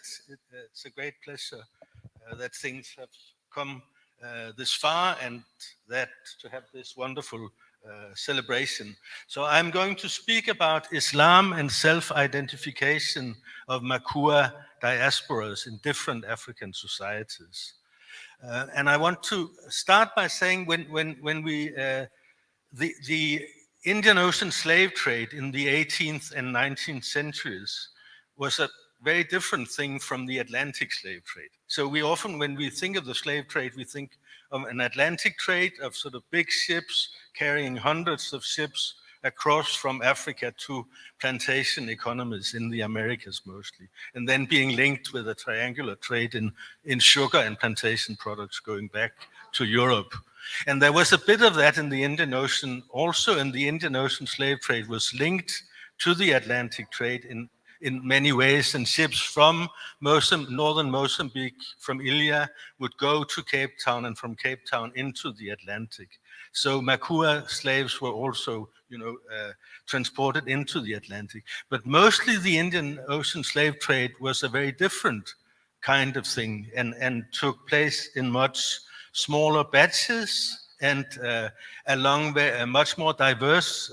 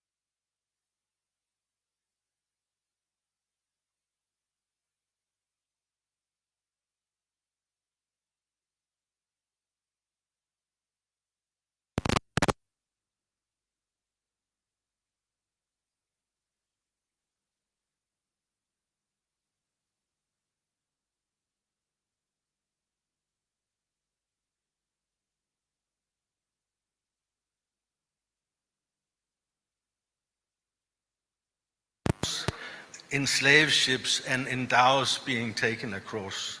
So Makua identity was something that was formed by people taken as slaves in very different surroundings and coming together through the common experience of enslavement and transportation. So of the first batches of Zanzibaris arriving in, of the 5 batches of Zanzibaris arriving in Durban between 1873 and 1877, the first 3 groups were taken from dhows that were setting off from the northern Mozambique, heading for Madagascar, while the last 2 batches were freed from dhows that were traveling from the Tanzanian mainland coast to the island of Pemba, where slavery and slave trade was still allowed after 1873, when it was prohibited in Unguja. So many of these, probably most of these slaves in the second batches were therefore Ngindu or Yao speakers.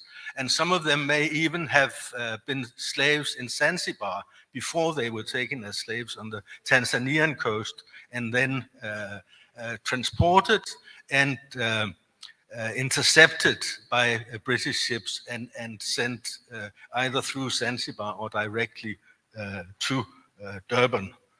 So, so all these 5 groups became Amakua through their common trajectories and experiences of enslavement, abolition, and servitude. So Makua identity was something that was created in a dynamic historical process rather than something that existed as a firm and homogeneous thing in a particular place. So at their points of arrival, these groups of Makua-speaking former slaves became part of local society in very different ways also. And the Durban Zanzibaris, as we know, developed in different directions as they came to interact with Catholic and Muslim philanthropies and educational establishments, respectively, as we also heard this morning. So while, to simplify, while Christian missions encouraged a farewell to traditions and cultural traditions and an integration into a broader Zulu-speaking African society, the Zanzibaris were supported by Indian Muslim endowments in Durban to preserve and develop their cultural and linguistic uniqueness, which they had carried with them from their original background societies along the African coast. At the same time, Sufi Tariqa network connections with northern Mozambique through Maputo continued to exist right from the 1870s into the 20th century and provided an important framework for the persistence and maintenance of links with Makua-speaking societies in Ilha de Mozambique, in Mosuril, in Nampula, in Angoche, and so on, and Durban. This was also a particularly open-minded and inclusive religious environment, which allowed for the incorporation into Zanzibari society of new members, of new Muslim members with an Indian background or a Malawian background. So this Makua identity also developed as Zanzibaris into a more inclusive form of community, which added into new groups to become incorporated into this Makua-speaking community. So the self-identification of the community as Zanzibari, I think, reflected its openness and inclusivity.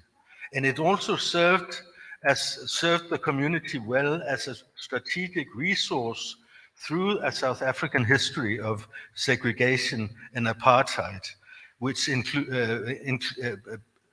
made it possible for the, I mean, even if there was forced removal as a traumatic experience from King's Rest, Chatsworth and becoming part of this other Asiatics classification also involved important benefits in the form of access to Indian health services, Indian educational establishments, and so on, from which Zanzibari youngsters and children were benefiting. But my main point is that Islam has been a major factor in keeping Makua society in Durban together and preserving its language. And this is in contrast with other of these diasporic environments I was mentioning in Madagascar or Mauritius, for instance, where descendants of Makua-speaking slaves and liberated Africans have mostly lost their language and cultural distinction, and has done so not least due to the impact and influence of them on from Christian missions and an absence of mostly of a Muslim environment into which they could integrate. So I think there are great prospects for research and activity in networking among these diasporic Makua societies and promoting interaction between them. And I think that Durban Zanzibaris and Amakua in many ways can serve as a role model for other diasporic societies, as it has indeed done within Durban and within South Africa already. But I think it's important to see notions of home and origin as narratives and of something that has developed historically, and to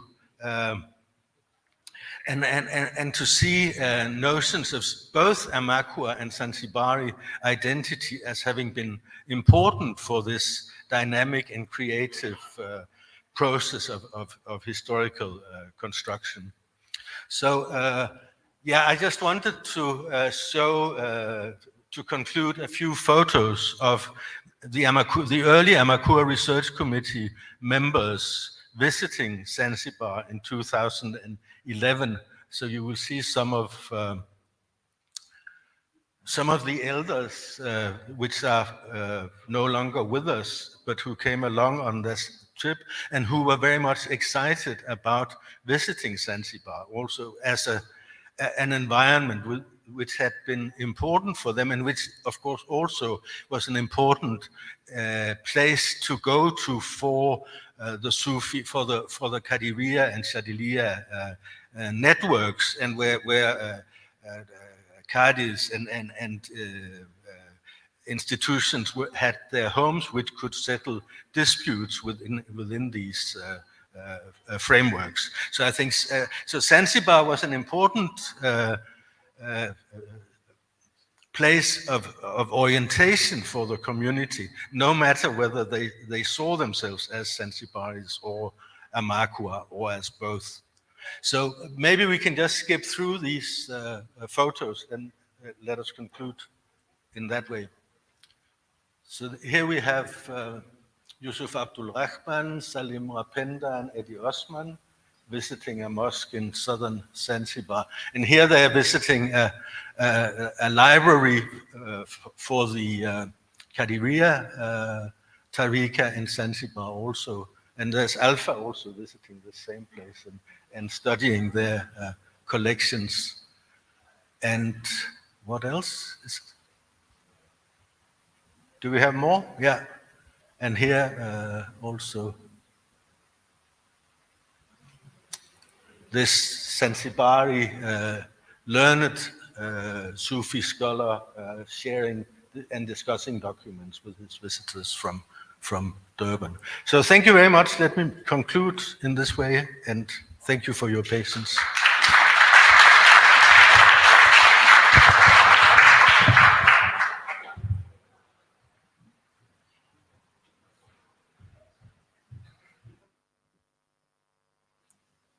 Family, I think we've got, if there's any questions or comments or responses that have been triggered or evoked by this wonderful presentation, you're free to jump in.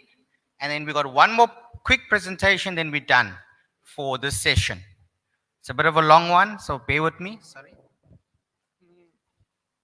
Thank you, Prof. Good day. I really enjoyed your presentation. My question is, it bears on the particular issue of where most of the diaspora have lost their language skills in Makua. How do we really identify them as Makua? Are there other factors that you take into account since they've lost their language skills in the language of Makua? So how do we know they were Makua in the first place, or why can we call them Makua? Yeah. But I mean, through to some of the same archival documentation, for instance, as we have for the Makua society in Durban. I mean, we have these important registers from the 1870s of these liberated Africans who give their names and the dates of the ships, names and dates of the ships of arrival, and we know that's something Professor Abdul Sharif has worked on from Zanzibar archives and elsewhere, where the routes of these ships, where they were traveling and where they were picking up slaves. So we know that, I mean, the slaves who were taken off the coast of Madagascar came very definitely from, were shipped in dhows that were traveling from an area around Mukambo Bay, Kivulani and Umfusi, on the coast just between Ilya and Angosh. So we don't know whether they actually. So some of them were probably people who had their homes there and villages there, but other slaves among them might have actually been walked a long way in caravans to get there. So we know where they were sent from as slaves, and know there was slave raiding going on in that area. So that makes it very likely and probable that they were Makua speakers from there. And also, I mean, that's one thing that people can identify today from the language of the Durban Makua speakers, that this Makua is close to Nahara, which is the sort of language spoken around Ilya, and in some cases, and in other cases that of Koti, the language of Angosh, which is a bit more complicated because the Koti speakers were also slave traders in some cases and would,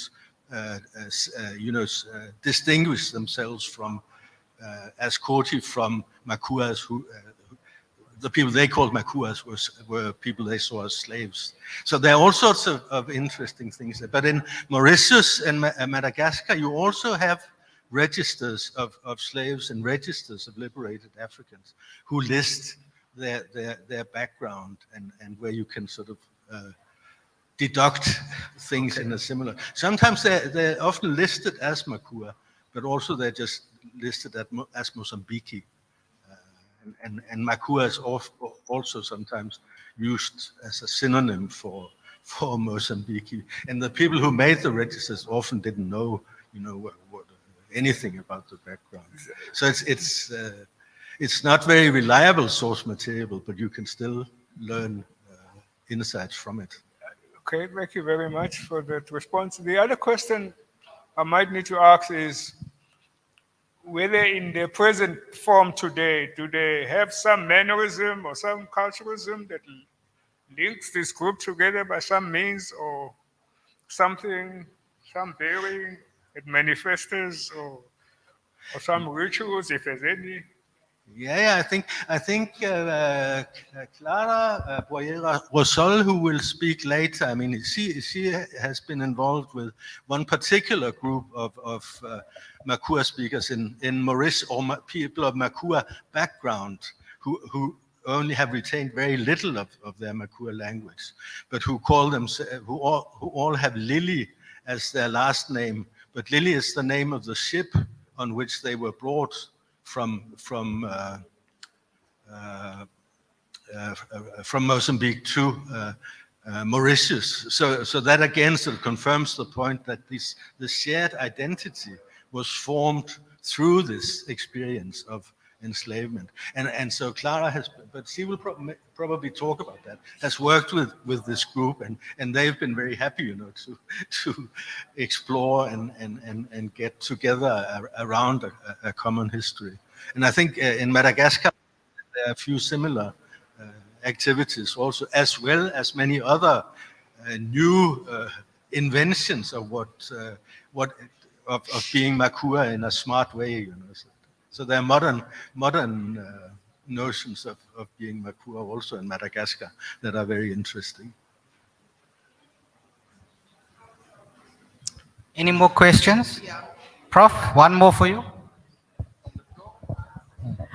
Good day, Prof. My name is Anissa Aisha Salaman.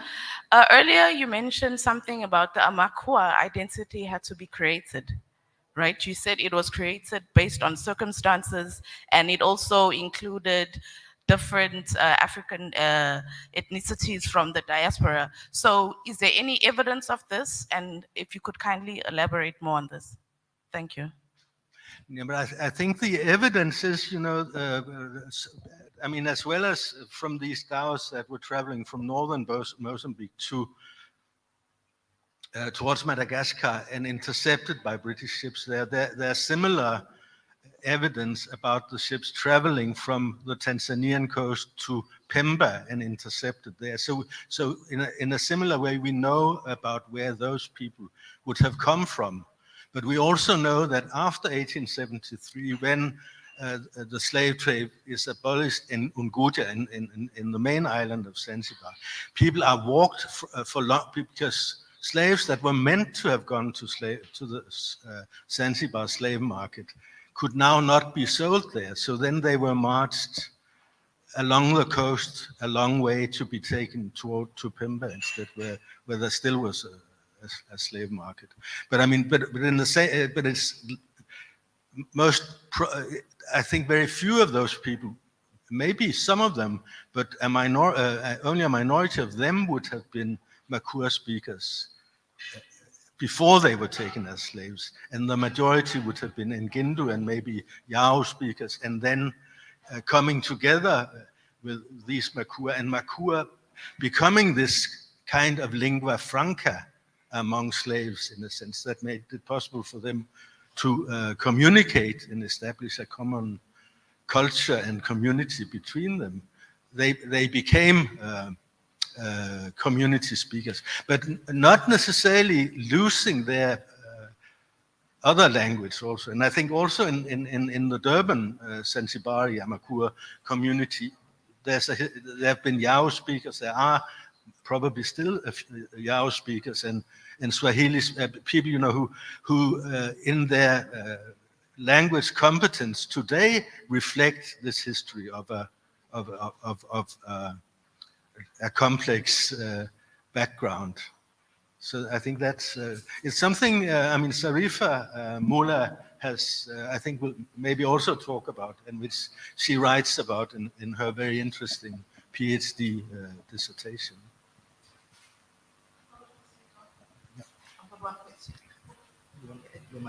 Yes, thank you. Prof, how did the Zanzibari or Amakua community in Durban transcend ethnically defined boundaries, and what role did the openness and inclusion fostered by the traditions of Sufi Islam play in this? But I think the Sufi Islam played a tremendously important role, because, I mean, Islam, other Islamic traditions were also very exclusive in terms of distinguishing, you know, seeing Muslim Islam as a religion that was not for slaves, you know, and only non-Muslims could be enslaved and so on. But I think from the late 19th century, we get these Kadiriya, Shaduliya, Rifaya networks moving down along the coast and becoming very important for the inclusion of slaves and liberated slaves into a common community and society. And I think that openness also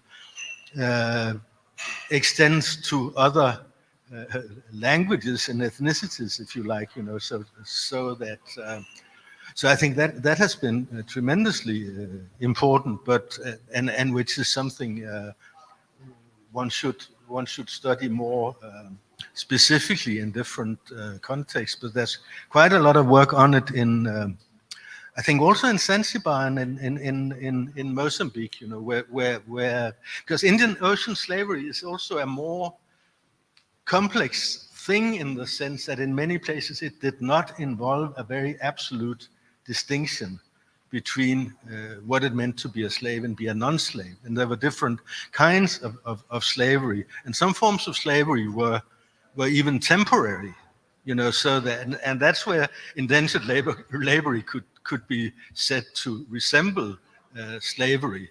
And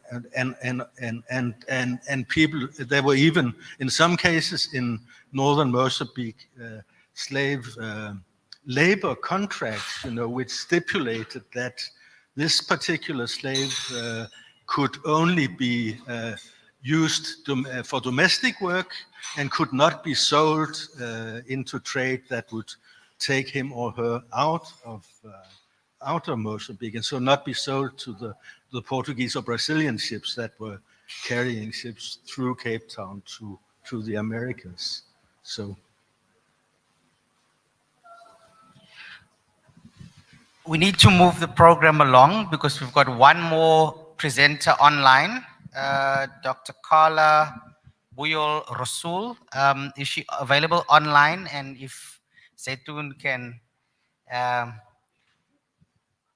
she's there. Excellent. She's joining us now. Do you hear me? Thank you. Guys, can we?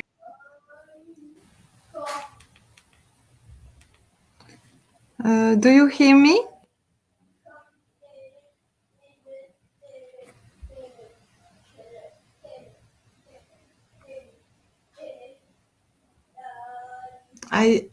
I do not have a response. Excellent. Do you hear me?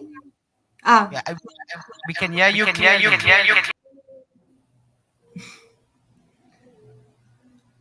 Okay, the connection is not very good. I do not see you all the time. So, ready your presentation.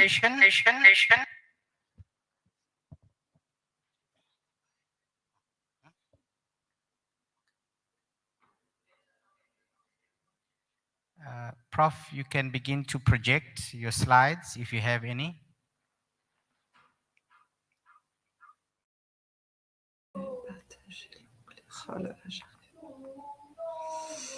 Non. Attends.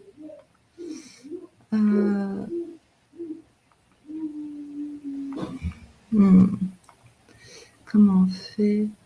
Diapo. Votre ordinateur. Porter un fichier.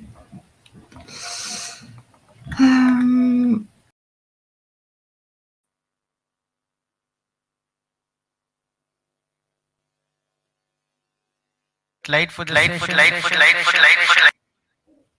What?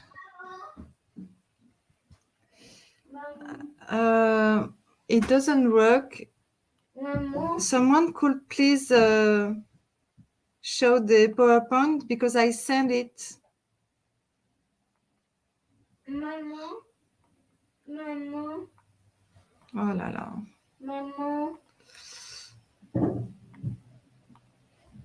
Maman.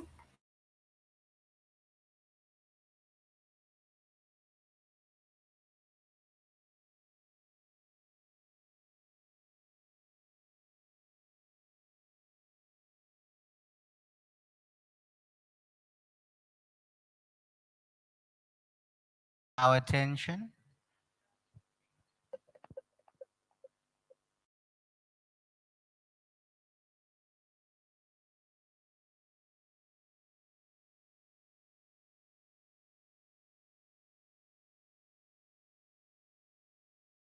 Do you see the presentation?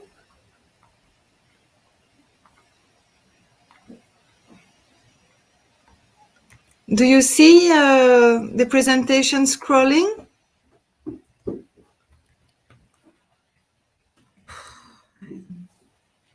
Yeah.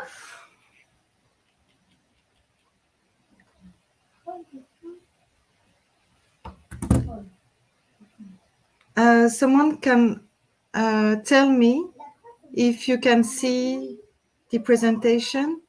Okay, great. So I start. I thank you very much. So I did my thesis on the Makua in Madagascar, but today I would like to present you my new research on the Mozambique diaspora in the Mascarene Islands, the La Réunion and Mauritius.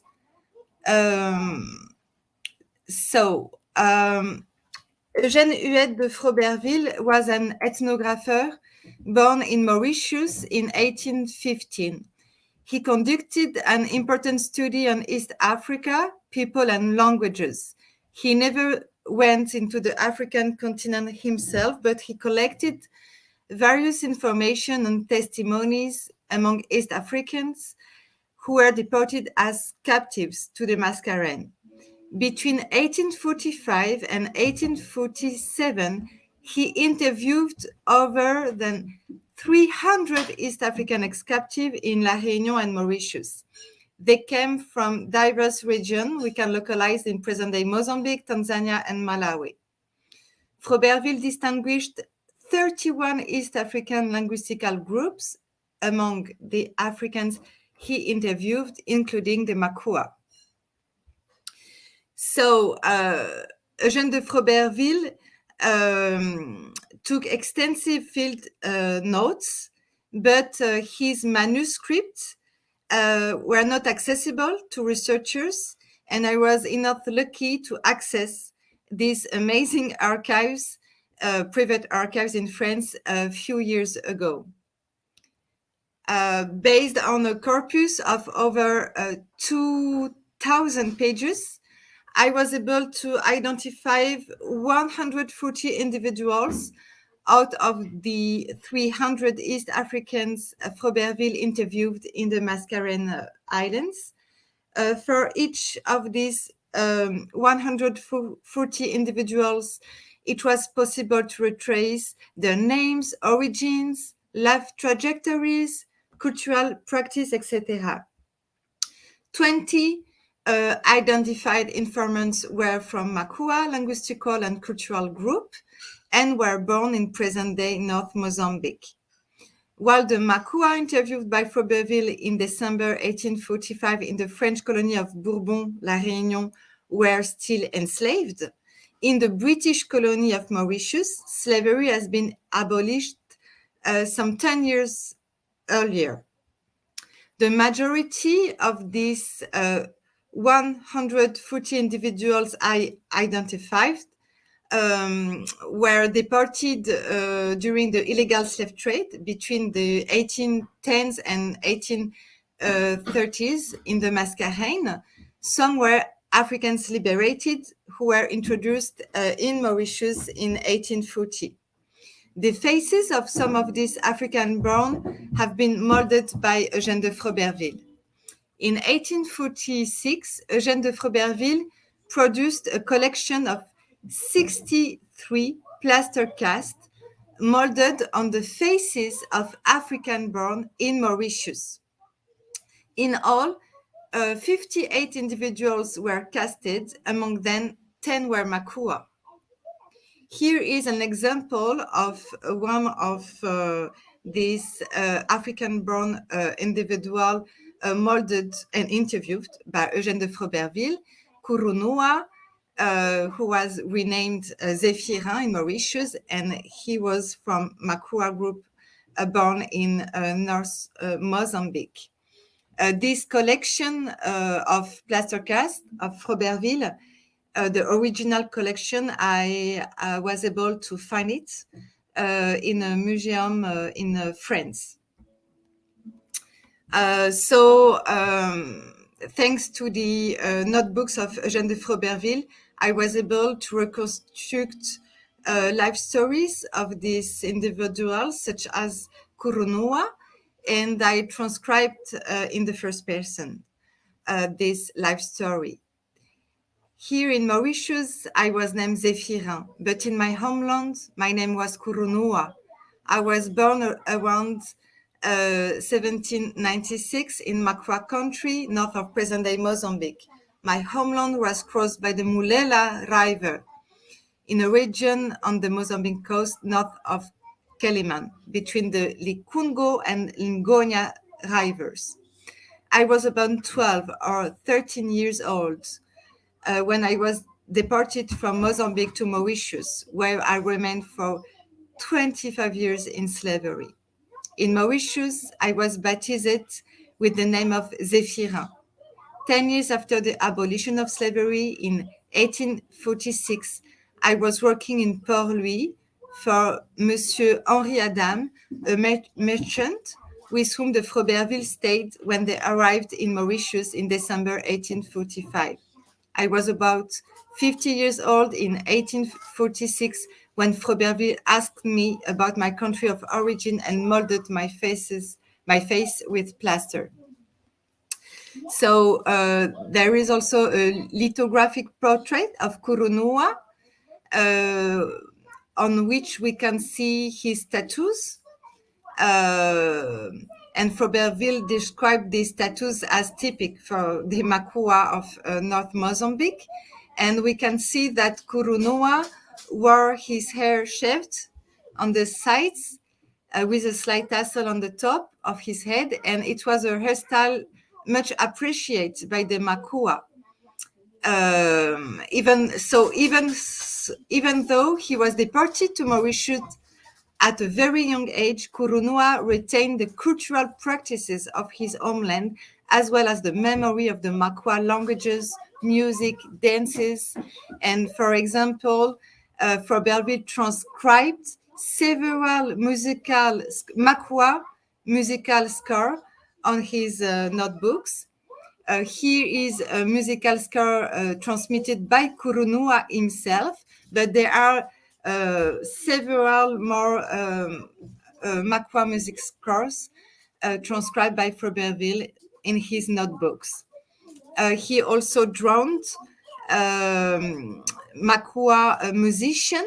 He observed in Mauritius and La Réunion. So this is very interesting because it showed that they kept their cultures in the situation of slavery or post-slavery in these colonial societies of La Réunion and Mauritius. Here is a Makua instrument, the chirimbo.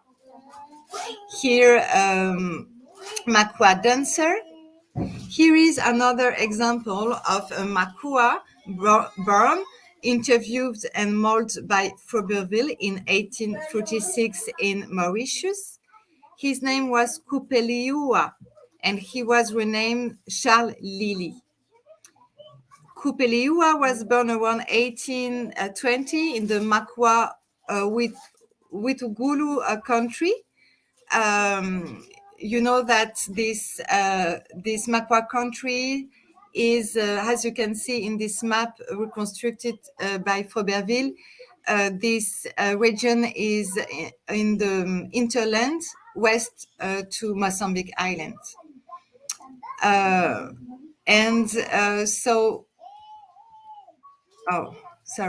Kupeliua.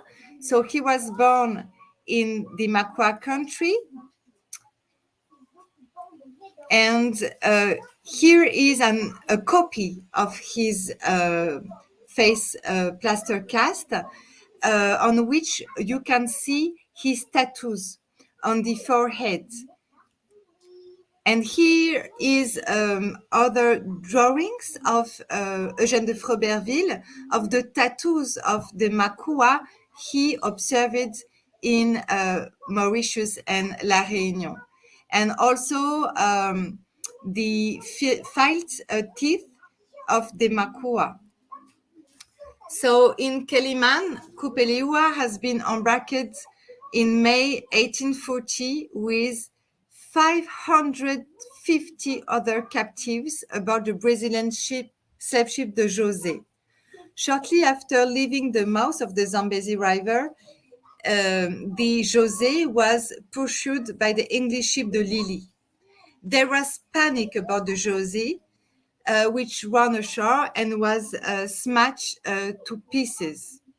Kupeliua stayed on board with 323 other captives. They were loaded aboard the Lily and taken to Mauritius. During the crossing of the sea, 59 of these African liberated died of disease. Arriving in Pillai Harbor in June 1840, some 65 survivors were aboard the Lily. In Port-Louis, Kupeliua was renamed Charles Lily and was probably hired as a servant in town. 6 years after his arrival in 1846, he was interviewed and mauled by Eugène de Froberville in Port-Louis. In 1851, some liberated from the Lily petitioned the colonial authorities in Mauritius to return to Keliman on the Mozambique coast. The English colonial authorities dissuaded them from returning to Mozambique. As a result, they had to remain in Mauritius, where the descendants continued to bear the name of the ship the Lily as their family name. And a few months ago, I was enough lucky to meet some descendants of African liberated from the Lily, and they have still this name Lily as their family name. For example, David Lily, at the top of the left of this picture, he said to me, "As long as we do not know the name of our ancestor who came in Mauritius on board of the Lily, all those who came on the Lily are our ancestors." The East African ancestors in the Mascareign, including the Makua ancestors, were also the faces and the voices of the Mozambique diaspora in the Indian Ocean that also can be found in the Atlantic. Their history creates a bridge between the two oceans.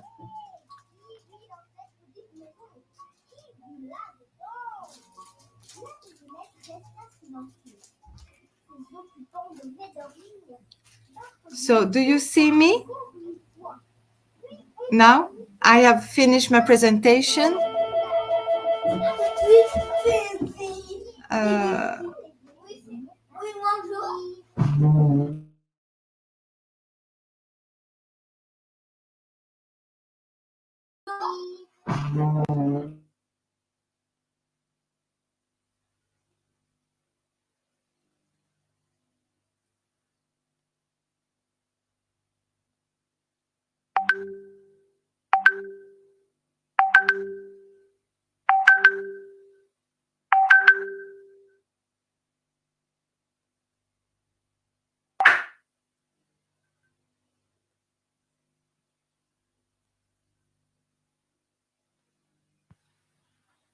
I think we've come to the end. That's an opportune pause with technology saving us. We weren't going to take any questions due to time. And if you do have any questions, this young lady will take them and text them through to Dr. Rasul, and we'll get the feedback because we don't want to lose the insights and your contributions. So what I'm going to do now is just have from the floor and not through the broadcast. If there's any contributions or triggers or insights that we have, I know that there was a gentleman that caught me. He's now on his phone. He wants to make a contribution, but I think we can take 2 or 3 before we break for something to eat. Are we running out of steam and attention span? Okay, so I think, guys, it's opportune that we can always begin the next session with some contributions. But I think we now completed with panel 1. And thank you to all of the contributors to panel 1, to my discussants. You did very well, very insightful. To all the presenters, quality work and excellent presentations. To you, the audience, thank you for your attention. I think we can break and just have a body break and something to eat. Thank you so much. you.